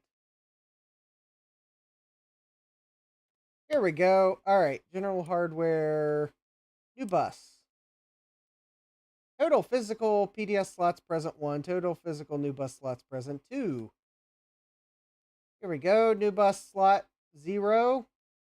Looks like built-in video. All right, well, that's not what I'm looking for. Oh, there we go. What do you know? It sees it. There we go. It's the Hurdler 2 Centronics by Creative Solutions Inc. And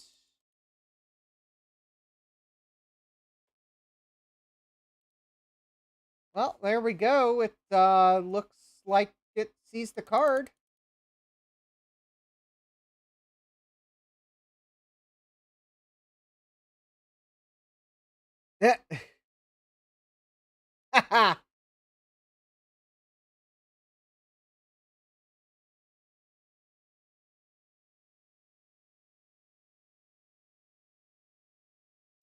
Yeah, if Mr. Polka Dots is the only seller, keep walking.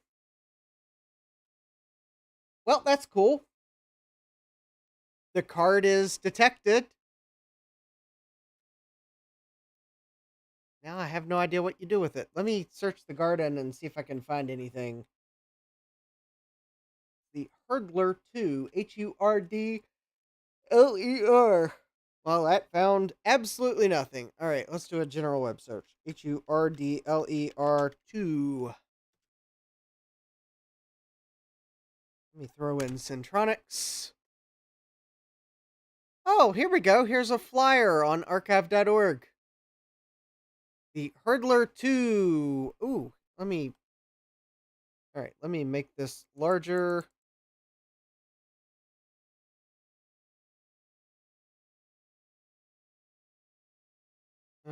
Let's see. Let me go to one-page view. Here we go. All right, let me go to share screen. So we have the. Okay, this is not the card we're looking at. I think that's a serial card. Ah, that looks familiar. There it is, technical data sheet. Centronics parallel interface for the Macintosh 2. Wow. This is some high quality art here. Look at this. You know, if I didn't know any better, I would say that's some high quality Mac Paint art right there.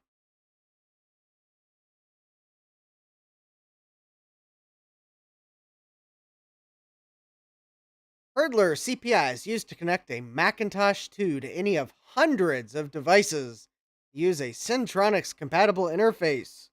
For years, the Centronics port has been the standard interface to printers in the microcomputer world. Let's see here. Connector and the signals are the same on an IBM. Blah, blah, blah, blah, blah. ROM has a self-installing driver. Okay, well, that's cool.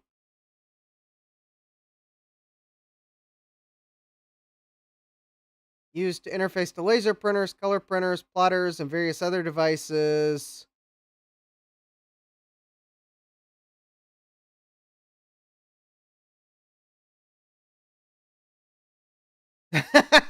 Oh, apparently this company made a NuBus prototyping card. And they made software. And of course, the big question is, I wonder what printers you could use with this.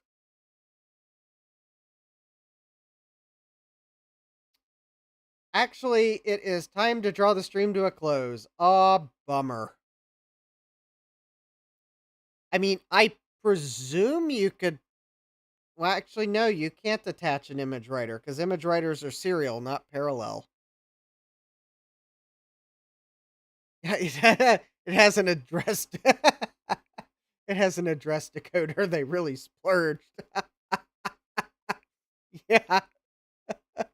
Oh yeah, look at that. There's the. I think that's some more Mac Paint art there. If I didn't know any better. Yeah, look at that. It's got interface circuitry, a state sequencer, a state decoder, an address decoder, a CSI bus, a parallel interface controller, and a ROM. Ooh, yeah. Um, Yeah, I guess I'm about to find a printer that has Mac drivers that uses a parallel port. I don't have an Epson printer to connect to it. It's going to have to be a printer that has Macintosh drivers that uses a parallel port. I'm going to put my thinking cap on here.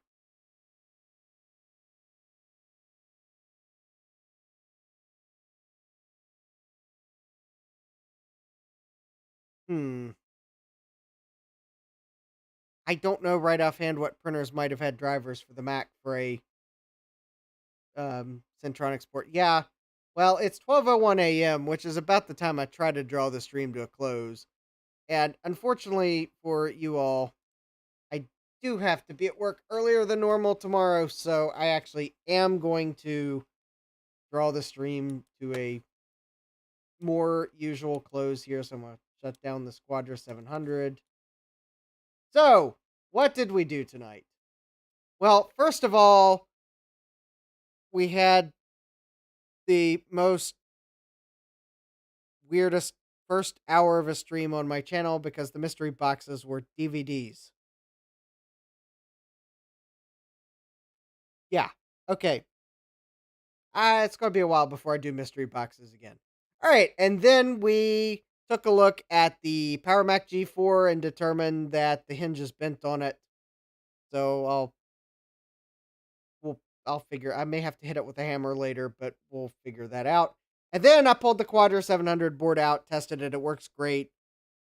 Blew up a SD card in the process because it was probably on its last legs, anyways.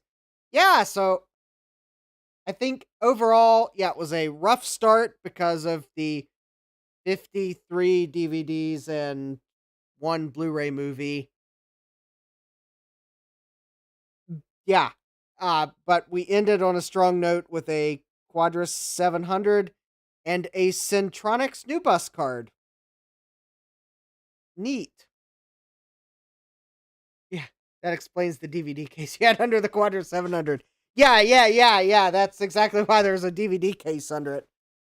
Um, I mean, if anyone's up for some of these fine movies, such as uh,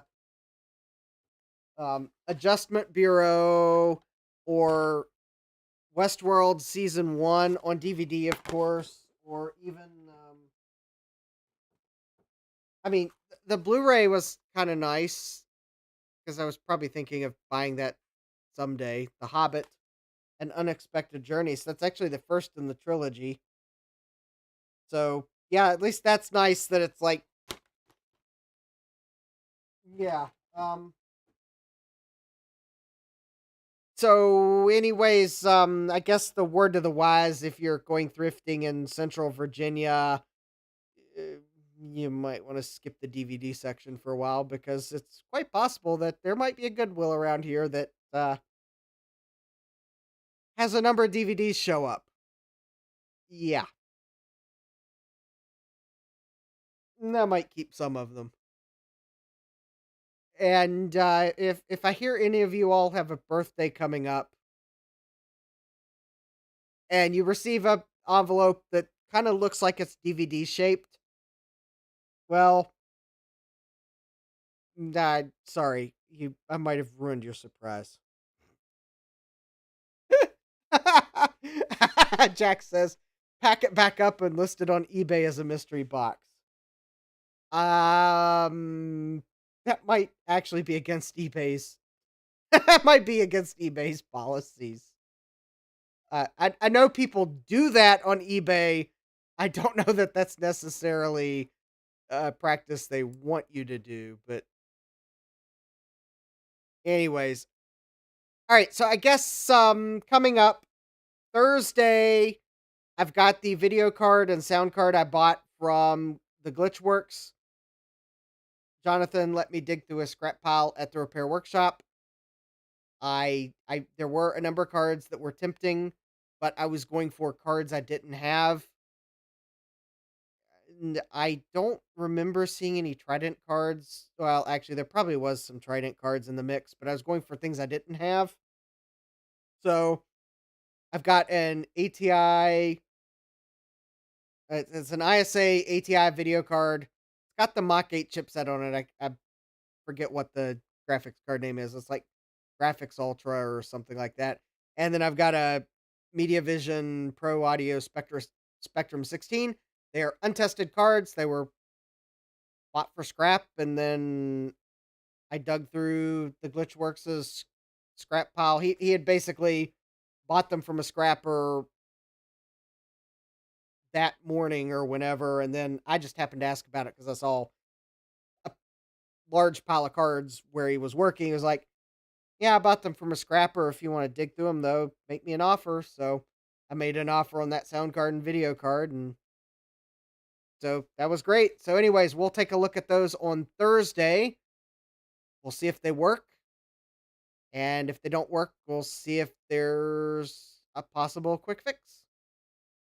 And then we'll probably check out some of the other cards I got, or maybe we'll look at this ISA network card, because I'll have to pull a PC board on the workbench to look at that ISA network card. We'll have to pull a PC board on the bench to look at those other two cards too. So yeah. Yeah, yeah. Sloopy says have them as channel giveaways, and Chris says I think he is trying to grow his channel, not the other way around. Yeah. Um, use them to sell autographs. Yeah. Anyways, so I hope to see you all on Thursday. I'm sure that we will quickly get past the fact on Thursday that I don't have mystery boxes to open, and it will be all the better. I'm sure the stream broke the YouTube algorithm. Be sure to smash that like button to encourage me to not buy any mystery boxes for a while. Subscribe and turn on notifications so that you too can see that, at least in the next little while, I'm not buying mystery boxes. And with that, I think I'm going to wish everyone a great rest of your day. Take care and God bless. Computerized Start is brought to you by my awesome patrons on Patreon and by your tips and memberships on Ko-fi. These and other channel supporters make my live streams possible. You too can become a channel supporter with tiers starting at just $1. Don't forget to smash that like button. And if you've liked what you've seen, subscribe and turn on notifications so that you don't miss the next video or live stream. And as always, thank you for all your support. I hope to see you next time. And until then, take care.